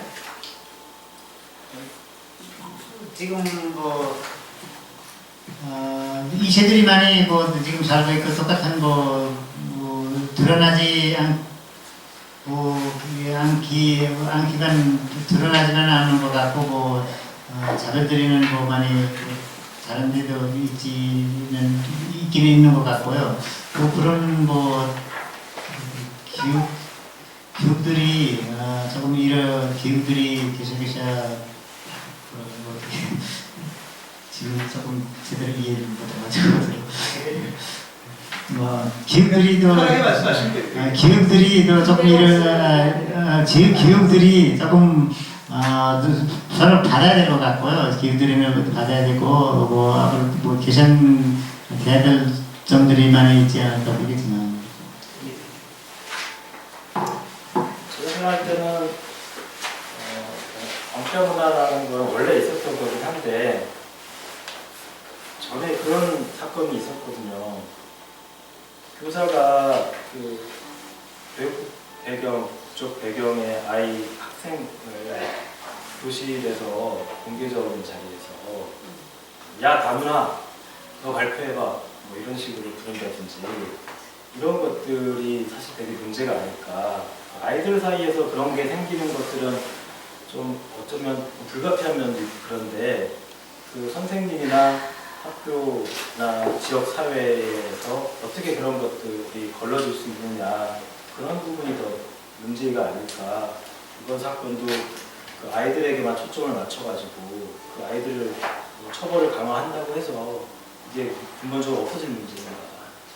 우리가 난민 들어오면 범죄가 늘어나고 법무부나 이런 데서도 불법 체류자 때문에 위험하고 이런 말을 서슴없이 방송이나 어디서 이렇게 내뱉으면서 그러면서 다문화는 훌륭해야 되고 이렇게 말도 안 되는 모순적인 행동을 하고 있잖아요. 그거는 가짜 뉴스인가요, 그야말로? 그러니까 제일 우려하는 부분이 이제 이슬람 사람들, 그 사람들이 이제 여성에 대해서 이렇게 그 성폭력이라는 그런 게 많다고 하는데 실제로 저는 보지도 못했지만 그렇게 그냥 얘기할 수 있을 정도로 그거는 아니다라고 말할 수 있는 건가? 어떤 거예요? 실제 활동가들이 그런 거 다 너무 가짜 뉴스라는 게 많이 지금 팩트체크가 됐죠. 그러니까 그런 뉴스들을 나오는 사이트 출처 이런 걸 따라 들어가 보면은 유럽 같은 데서 그런 아예 거기서 대놓고 가짜 뉴스 사이트를 운영하고 있더라고요. 거기서는 우리로 치면은 가짜 뉴스만 일베가 정기 간행물을 등록을 해서 이렇게 신문을 내는 거예요. 그러니까 거기 그 나라 현지 사람들은 이게 가짜라는 걸 알고 보는 거예요. 그런 신문이 우리나라에는 좀 없어. 우리나라는 모든 신문들이 진짜처럼 얘기하는, 진짜처럼 가짜를 얘기하잖아요. 시간과 관련된 가짜 뉴스를 만들어내는. 그런데 유럽이나 미국이나 이런 데는 이 방송, 이 신문 얘네들은 원래 이런 가짜 좀 웃기려고 또는 원래 좀 저질, 황색 뉴스 이런 걸로 이렇게 나오는 거예요. 근데 그걸 우리나라로 퍼갖고 오면은 우리나라엔 그런 개념이 없잖아요. 그리고 주부들 많이 가는 사이트나 이런 데 보면은 정말 팽팽하거든요. 근데 사실은 그 난민에 대해서 포용, 보호 이런 감정이 적어요. 실제로. 그래서 이게 그런 데가 이렇게 교육받은 사람들임에도 불구하고 그러니까 아까 그 교사가 말한 것처럼 기본 소양이나 이런 게 너무 지금 인권 교육이라고 할까? 그런 게 안 되어 있는 게 사실이에요. 그러니까 저도 사실은 그런데 내가 만약에 이런 입장에서 너는 어떻게 할 거니? 찬성이야 반대야? 이렇게 얘기를 하면 차마 찬성하기도 어렵고 반대하기도 어렵고 솔직히 그렇습니다. 우리는 더 끔찍한 경험 해본 나라잖아요. 좀 이해하는 것 같고 남미랑 주제가 나오면서 이야기하시고 혹시 다른 분 이제 아니 저는 지금 이제 그 지금 말하는 외국인 노동자가 우리나라 사람들도 다른 유럽으로 가면 외국인 노동자잖아요. 그래서 이게 그 전 세계적인 문제일 것 같거든요. 그러니까 외국인과 외국인을 구분하여 차별하는 게 전 세계적인 문제일 것 같은데 유엔 차원에서 어떤 협약을 만든다든가 내지는 어떤 공고를 한다든가 이런 건 없나요? 유엔에서 인권 침해를 다루는 게 공식적인 기구인데 세계적으로 벌어지는 인권 침해일 것 같은데 그거에 대한 유엔 차원에서 대응은 없는지. 아니, 유엔인 걸 저는 여백에 뭐 그렇게 나와 있습니다. 뭐 자별하면 안 되고 뭐 이게 고용화재 법도 고용화재도 만약 개선 알아라는 게 그렇게 아는 적이 있습니다. 정부가 들어야죠. 정부가 안 들었기 때문에 이게 문제가 되는 거고 뭐 유엔 차원에서 뭐 ILO 차원에서 이렇게 아는 거는 많이 있습니다. 이렇게 권고하는 것도 있고 이런 것도 있기는 있습니다. 하지만 정부가 그 권고들이 제대로 들어야 그대로 법이 만들어야 개선되는 거죠. 아니면 정부가 안 들으면 아무 소용이 없습니다. 그런 상황이죠. 그러면 이번 인권선언 차원에서 마련이 되어 있고 그걸 한국 정부가 이해하지 않는 게 문제가 있다. 이런 근데 말씀하시는 그 우리나라가 아직 ILO 협약에 안 들어있잖아요. 그럼 그걸 맺게 되면 좀 달라지나요? 네, 그렇게 지금 뭐 ILO 협약들이 핵심 협약들이 정부가 비준해야 뭐 모든 권리가 생기는데 생겨야 노동자들이도 네. 그래서 그렇게 비준 안 하니까 뭐 이렇게 문제가 생기는 것 같습니다. 문제가 생기는 거고 법이 만들어도 사람들의 인식이 바뀌어야 됩니다. 뭐 법이 있어서만 되는 게 아니라 동시에 사람들의 외국인 노동자들에 대한 인식이 바뀌어야 됩니다. 바뀌어야 되고요. 그래야만이 뭐 전체 노동자들의 이 노동자들의 문제들이 개선될 것 같습니다. 외국인들에 대한 인식을 바꿔라, 차별 인식을 하지 않도록 그런 비준 협약하게 저희들이 싸워야 되나요? 큰 틀에서, 가족에 관한 네. 관리 협약이 유엔 차원에서 만들어져 있긴 한데 주요 이주노동자들 받아들이는 국가들은 협약을 가입을 안 해요. 보내는 나라들은 이주노동자들을 보내는 나라들은 그 협약에 대부분 가입을 했는데 정작 받아들여야 돼. 그 이주노동자 권리 협약이 정작 중요하게 쓰여져야 될 나라에서는 그 협약을 가입을 안 하죠. 우리도 마찬가지죠. 우리도 가입이 안 돼 있는. 네. 그럼 그런 싸움부터 좀 기본적으로 해야 되지 않을까요? 고양시에서 조례부터 만들어. 근데 이게 보면은 그 정부에서도 이제 공무원들이 하려고 해도 어떤 자기 소관 부서나 이런 게 좀 분명해야 되는데 예를 들어서 화성 외국인 보호소 같은 경우는 이제 법무부에서 관리하는 거 아닌가요? 그리고 이제 또 외국인 노동자들 인건비 제대로 못 받고 하는 거는 또 노동부가 해야 될 거고 또 어떤 그 자녀들이라든가 뭐 이런 거 복지 문제는 또 보건복지부가 해야 될 거고 그러니까 이게 다 서로 그 기관이 따로따로 나눠져 있으니까 총괄적으로 하나에서 책임지고 이걸 하지 못하고 떠넘기거나 이렇게 돼가지고 어떤 사각지대 비슷하게 해서 이런 문제가 생기는 거 아닌가 싶네요. 그거를 이제 법무부가 다 장악하려고 지금 부처 간에 굉장한 노력을 하고 있습니다. 네, 이민청을 만듭니다. 그래서 잘만 하면 상관이 없는데 법무부가 하면 안 돼. 저희가 뭐 포럼을 하자는 이유도 뭐 답을 좀 찾아보자는 건데 국가부 재편까지 고민해야 되는 상황입니다. 혹시 남수 그 이주 노동자들의 노동 환경이 열악한 거를 새삼스럽게 알게 되는 방이었던 것 같아요. 근데 그 아까 사망자도 많다고 말씀하셨고 또 부상자도 많다고 말씀하셨어요. 부상자가 있으면 대부분 장애인도 발생할 거잖아요. 그 이주민들에서 이주 노동자 같은 게 산재가 되지 않은 상태에서 장애가 발생하면 어떻게 보면 조직 못 들어가서 환경이 워낙 열악해 장애인이 가서 생활할 수 있는 환경이 아닐 거거든요. 혹시 우리 이주 노동자 중에 산재가 뭐 그나마 조금 나은 형편은 산재가 가입돼서 장애를 받게 되면 그 장애인을 장애 때문에 발생하는 그 보험료를 받게 되지만 그렇지 않은 분들도 사실 있을 거거든요. 그러니까 그런 거에 대한 그 노동 그 조합에서 통계라는 게 있는지, 그리고 그분들을 지원하기 위한 노동 조합에서 지원책 같은 게 좀 있는지 좀 궁금해요. 우리 노조에서는 그만큼 통계는 없고요. 또 이 지금 지원책도 그런 거 없습니다. 없고 지금 사업주들이는 이렇게 감수기 위험한 노력을 하고 있고, 또 지금 우리 다른 데에서는 뭐 이 미등록 노동자들이 만약에 있으면 이제 보험 적용될 수 있도록 노력해주는 뭐 단체들이 있지만, 이렇게도 압법적으로 이 고용화에서 오는 노동자들이 이렇게 뭐 부정을 당하면은 뭐 이런 단체들이 찾아가지 못하는 노동자들도 대다수입니다. 그렇게 해서도 조금 뭐 받지 못하는 경우도 있고, 또 이게 지원 전에 이 고용화제 실시하기 전에는 이 조금 지원해주는 단체들이 있어서 지금은 정부가 다 알아서 해준다라고 해서 지금 이렇게 지원해주는 단체 이렇게 그 지원책들이 따르는 말을 되지 않고 있습니다. 지원을 못 받고 그냥 자국으로 가시나요? 예, 자국으로 가고요. 뭐 이렇게 이렇게 조금 좋은 단체들이 도와주는 단체들이 만나면 거기서 싸워서 조금 받게 해주는 경우도 조금 있기는 있지만 대부분 덜합니다. 김대훈 대표님은 뭐 그거는 못 보신 건 없어요? 화성보호소에 계신 분들 중에. 보호소로 장애가 있으신 분들이 들어와요. 아까 말씀드렸잖아요. 무조건 잡는다고.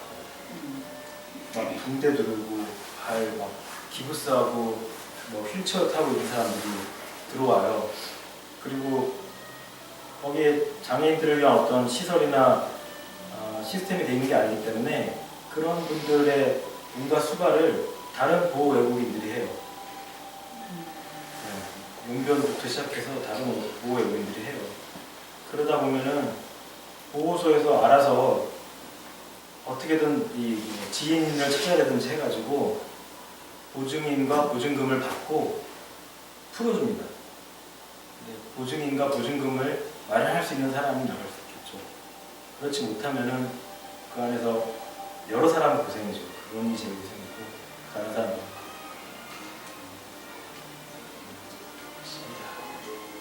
혹시 뭐 박하순 연구원께서는 함께 얘기해봤으면 하는 주제 없으십니까? 네, 화성보호소 제가 주력적이네요.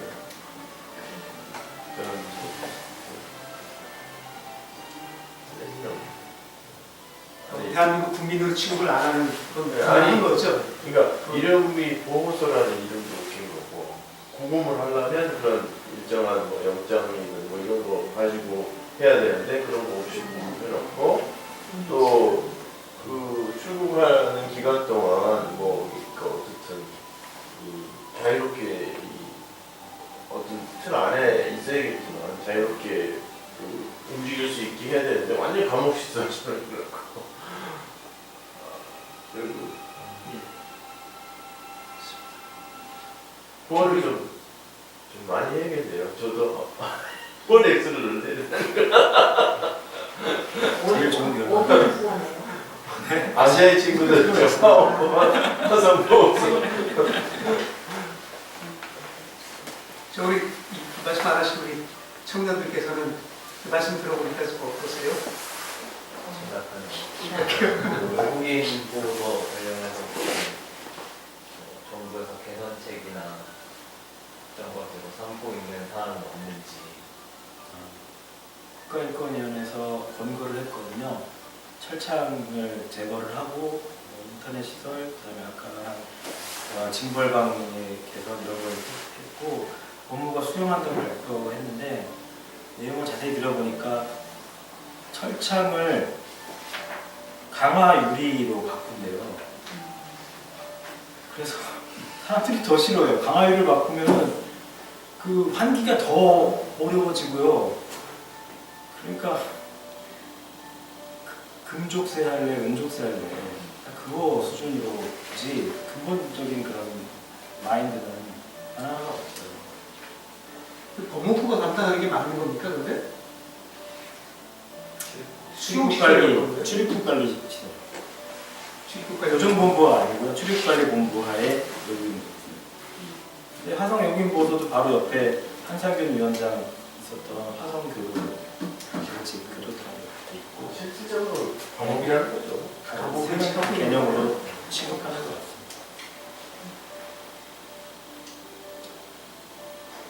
형제 복전이나 이런 문제들이 또 생길 수 있겠군요.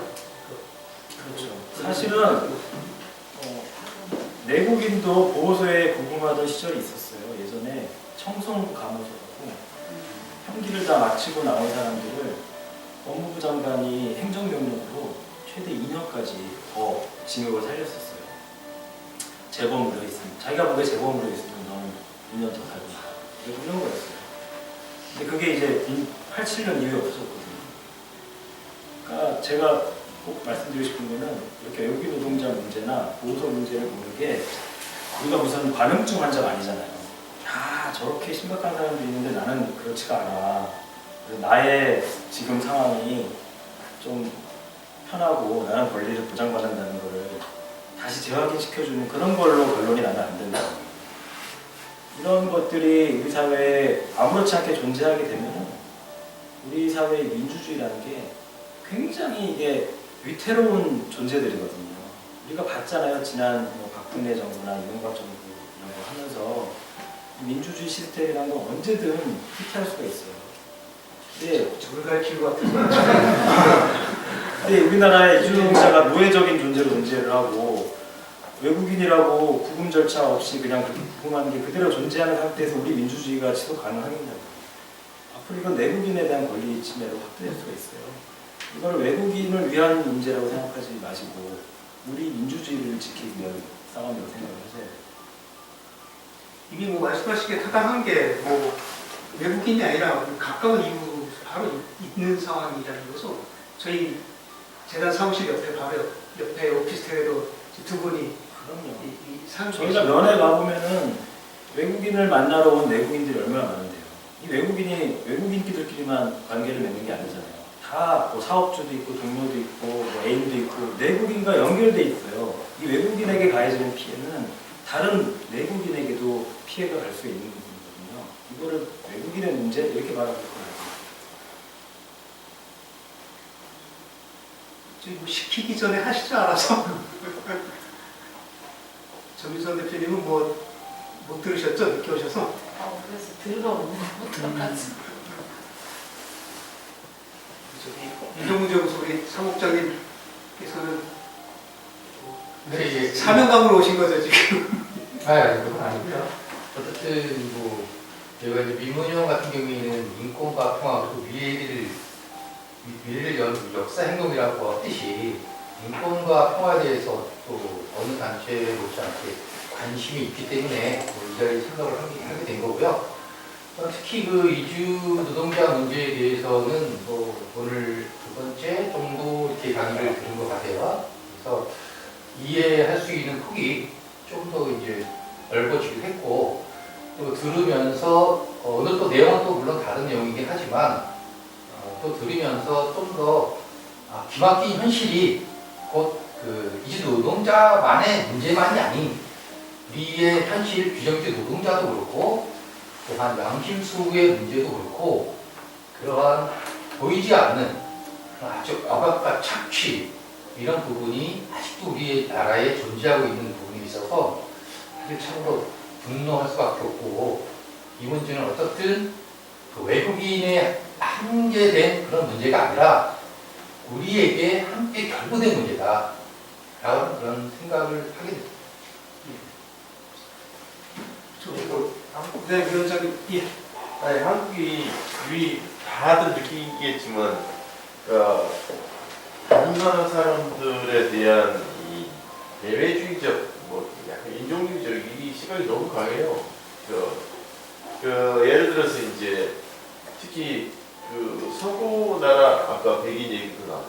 서구 나라 사람들한테는 막 떠받드는 이런 분위기가 있고 그렇지 않은 그리고 전부 이제 인당 GDP를 가지고 어떤 나라를 평가하고 그 사람들의 그 나라 사람들을 평가하고 그런 게 너무 강하고 근데 이제 이게 저는 남북 문제도 또 이게 연결이 될 가능성이 그리고 연결되고 있고 그 탈북 문제에 대해서 엄청나게 또 그 조선족이나 탈북민에 대해서 또 그런 시각을 가지고 있고 제가 엊그저께 좀 재밌는 경험을 했는데 좀 슬픈 경험인데 지하철에서 어떤 아주머니가 저한테 1호선을 타려면서 청량리 어디 쪽을 가려면 어디를 타냐고 그래요. 근데 제가 딱 들으니까 억양이 약간 조선 쪽 억양이 좀 남아있어요. 근데 그거를 모르는 게 모르면서 이제 물어보시고서는 저한테 지하철을 오랜만에 타서요 그러더라고요. 그러니까 조선족 티를 안 내려고 했던 것 같아요. 그러니까 한국에 사는 사람인데 지하철을 오랜만에 타서 제가 방향을 잘 몰랐다. 그래서 물어보는 거다. 이런 식의 얘기하는 거예요. 그러니까 얼마나 한국에 가서 그 조선족으로서 차별을 뭐 이런 시선을 받았으면 그렇게까지 자기 자신의 정체성을 감추려고 했을까 이런 생각이 들었어요. 근데 이제 이주민 혹은 뭐 이후에 이제 남북관계가 개선이 되면 북한 막 여행하고 그럴 텐데 또 막 한국 나온 사람들 의시대고 가면서 뭐 니네 못 살지 어쩌고저쩌고 이러면서 막 그러고 다니까 또 뻔해 보이고 또 북쪽에서도 내려와서 또 그 이주노동 일을 또 하실 분들도 있을 텐데 북쪽 억양을 가진 사람들도 막 그런 태도를 보일 가능성이 있고 지금 이미 그러고 있고 그래서 참 엄청난 문제다. 한반도 안에서 이주민에 대한 이주 노동자들에 대한 약간 이 인종주의적 시각, 태도 이런 것들이 그래서 참 엄청난 과제인 것 같아요. 그렇죠. 그래서 말씀하셨어요. 아니 저는 뭐 차별금지법 안에 그런 내용이 들어 있는지 그 외국인 차별 하게 돼 있을 것 같은데 그 얘기 한번 여쭤보려고서 먼저 하고 좀 아시는 거 있으십니까 거기에 대해서? 차별금지법 내에는 국가인권위법에서 명시되어 있고 플러스 그런 일반적인 포괄적 차별금지법이잖아요. 법 자체가 그래서 국적, 피부색, 인종 이런 게 다 포함되고 특히 뭐 성적 지향 포함되고 그러면 이미 그 법이 통과되면은 어느 정도 제도적으로 뒷받침된다 판단할 수 있겠네요.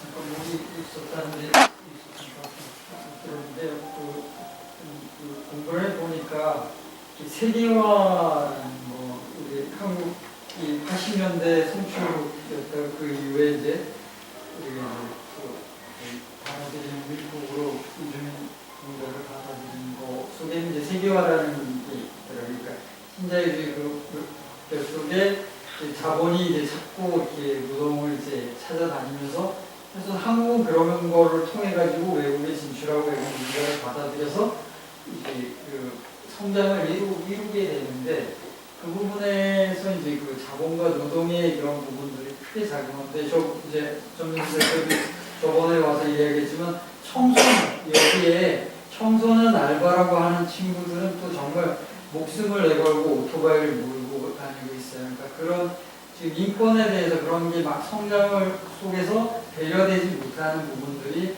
이주민 노동자도 있고 한국의 많은 부분도 있는데 그 속에 급속도로 신자유주의가 그러면서 한국은 그 학생들 세계에서도 너 몇 평 아파트에 살아, 너 누구 살아, 뭐 차 뭐라 이런 이 배금주의 사상이 굉장히 강하게 되면서요. 사람을 등급으로 막 나누는 거기에서 이주민이나 난민은 더 아래 계급으로 지금 이렇게 되는 그런 이 사고로 지금 흘러가고 있는 것 같습니다.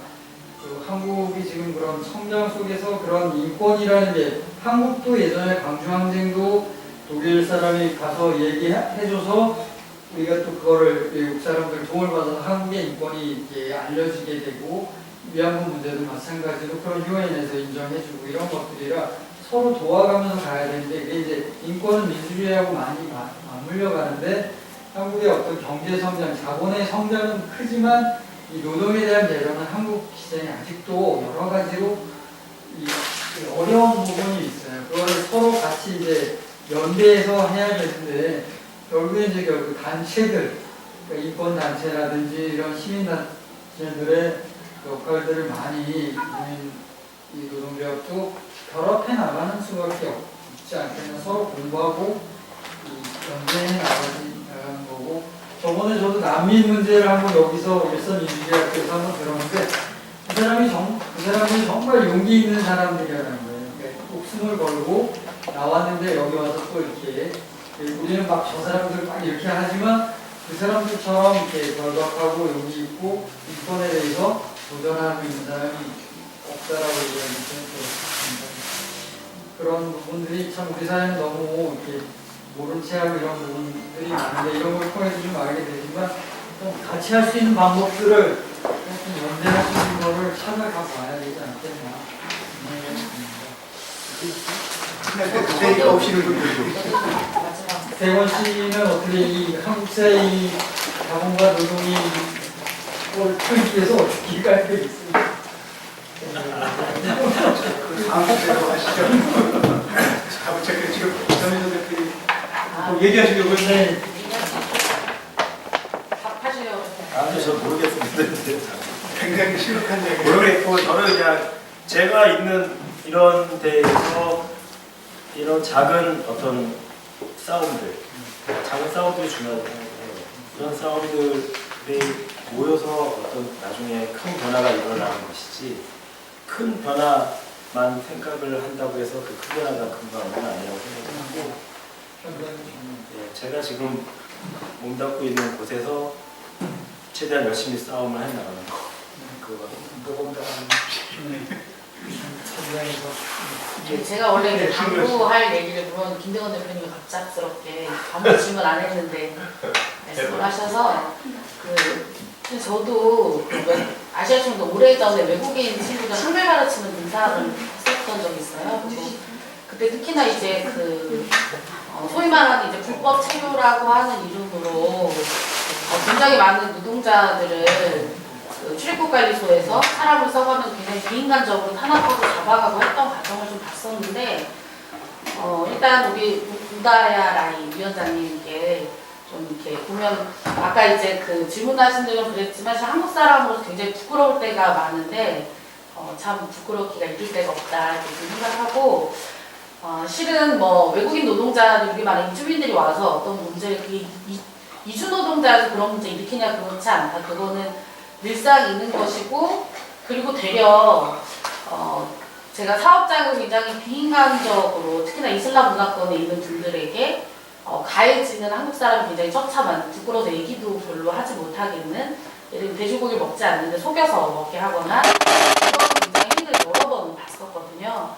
그런 것이야말로 우리가 예를 들어 어디 가릴 것이 아니라 저는 반성해야 된다. 우리 스스로가 모인 저를 비롯한 아까 우리 선생님도 아까 이주민 이렇게 얘기하셨는데 저는 우리가 실은 이주민이기 때문에 그들을 차별하고 이렇게 폄하하냐 그렇지 않다. 저는 이주민 중에서도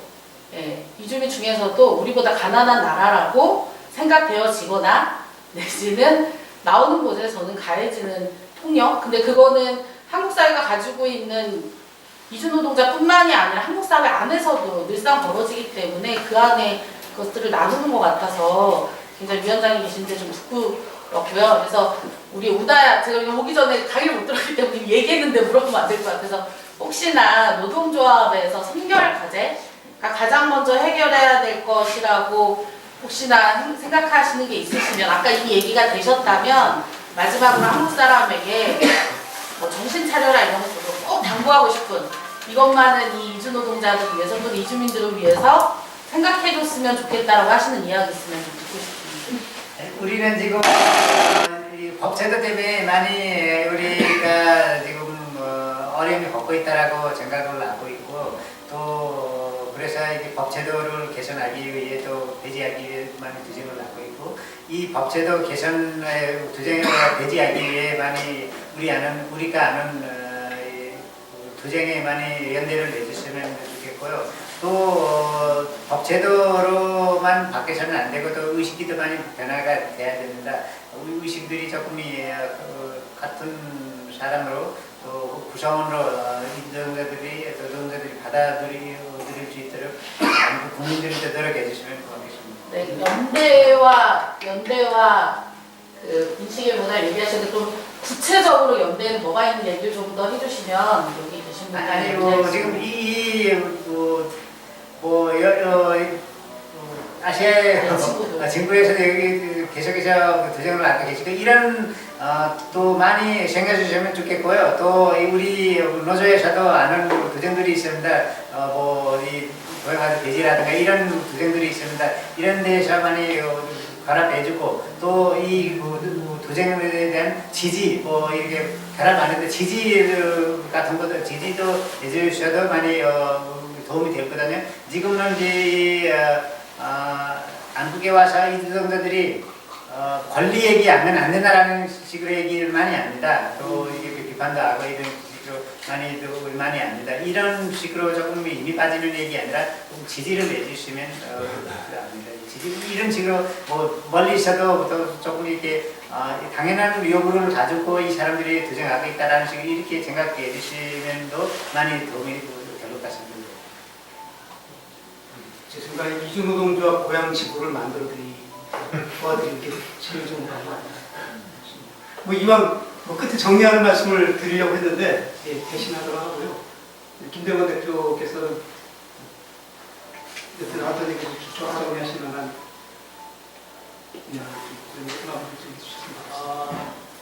어떻게 연대할 것이냐, 결론적으로 어떻게 오늘 들었던 이야기들이나 이런 것이 나의 삶에서 어떤 변화로 가져올 것이냐 되게 중요한 부분인데 아까 그 여성들이 모여있는 카페나 이런 데서 남긴 얘기 꺼내기 어렵다고 하셨는데 그런 분위기에서 사람들이 쉽게 중국 사람은 이렇대, 이 사람은 이렇대 이렇게 얘기할 때 그렇게 이야기하는 건 아니지, 그렇게 하는 건 잘못이야 이렇게 한마디 하는 게 되게 용기가 필요한 거거든요. 근데 주변에 나랑 가까이 있는 사람이 그렇게 한마디 하는 것과 그렇게 해줄 그런 말 한마디 해줄 수 있는 사람이 없는 사람하고 결론에서 굉장히 차이가 크거든요. 거기서부터 저는 시작할 수 있다고 생각해요. 감사합니다. 우리 우다야 위원장님께서 전태일상을 받았다고 보시잖아요. 전태일 역사는 1970년이니까 지금 48년 전 일인데 이주노동자께서는 지금 똑같은 일을 겪고 계시는 것 같아요. 그래서 아마 전태일상을 받으시기 가장 적절한 하면서도 한편으로는 저희 스스로 반성하게 만드는 그런 모습을 설명해 주셨던 것 같습니다. 우다야 위원장님, 김대건 대표님 말씀 감사 박수를 치면서 오늘 행사 마무리하겠습니다.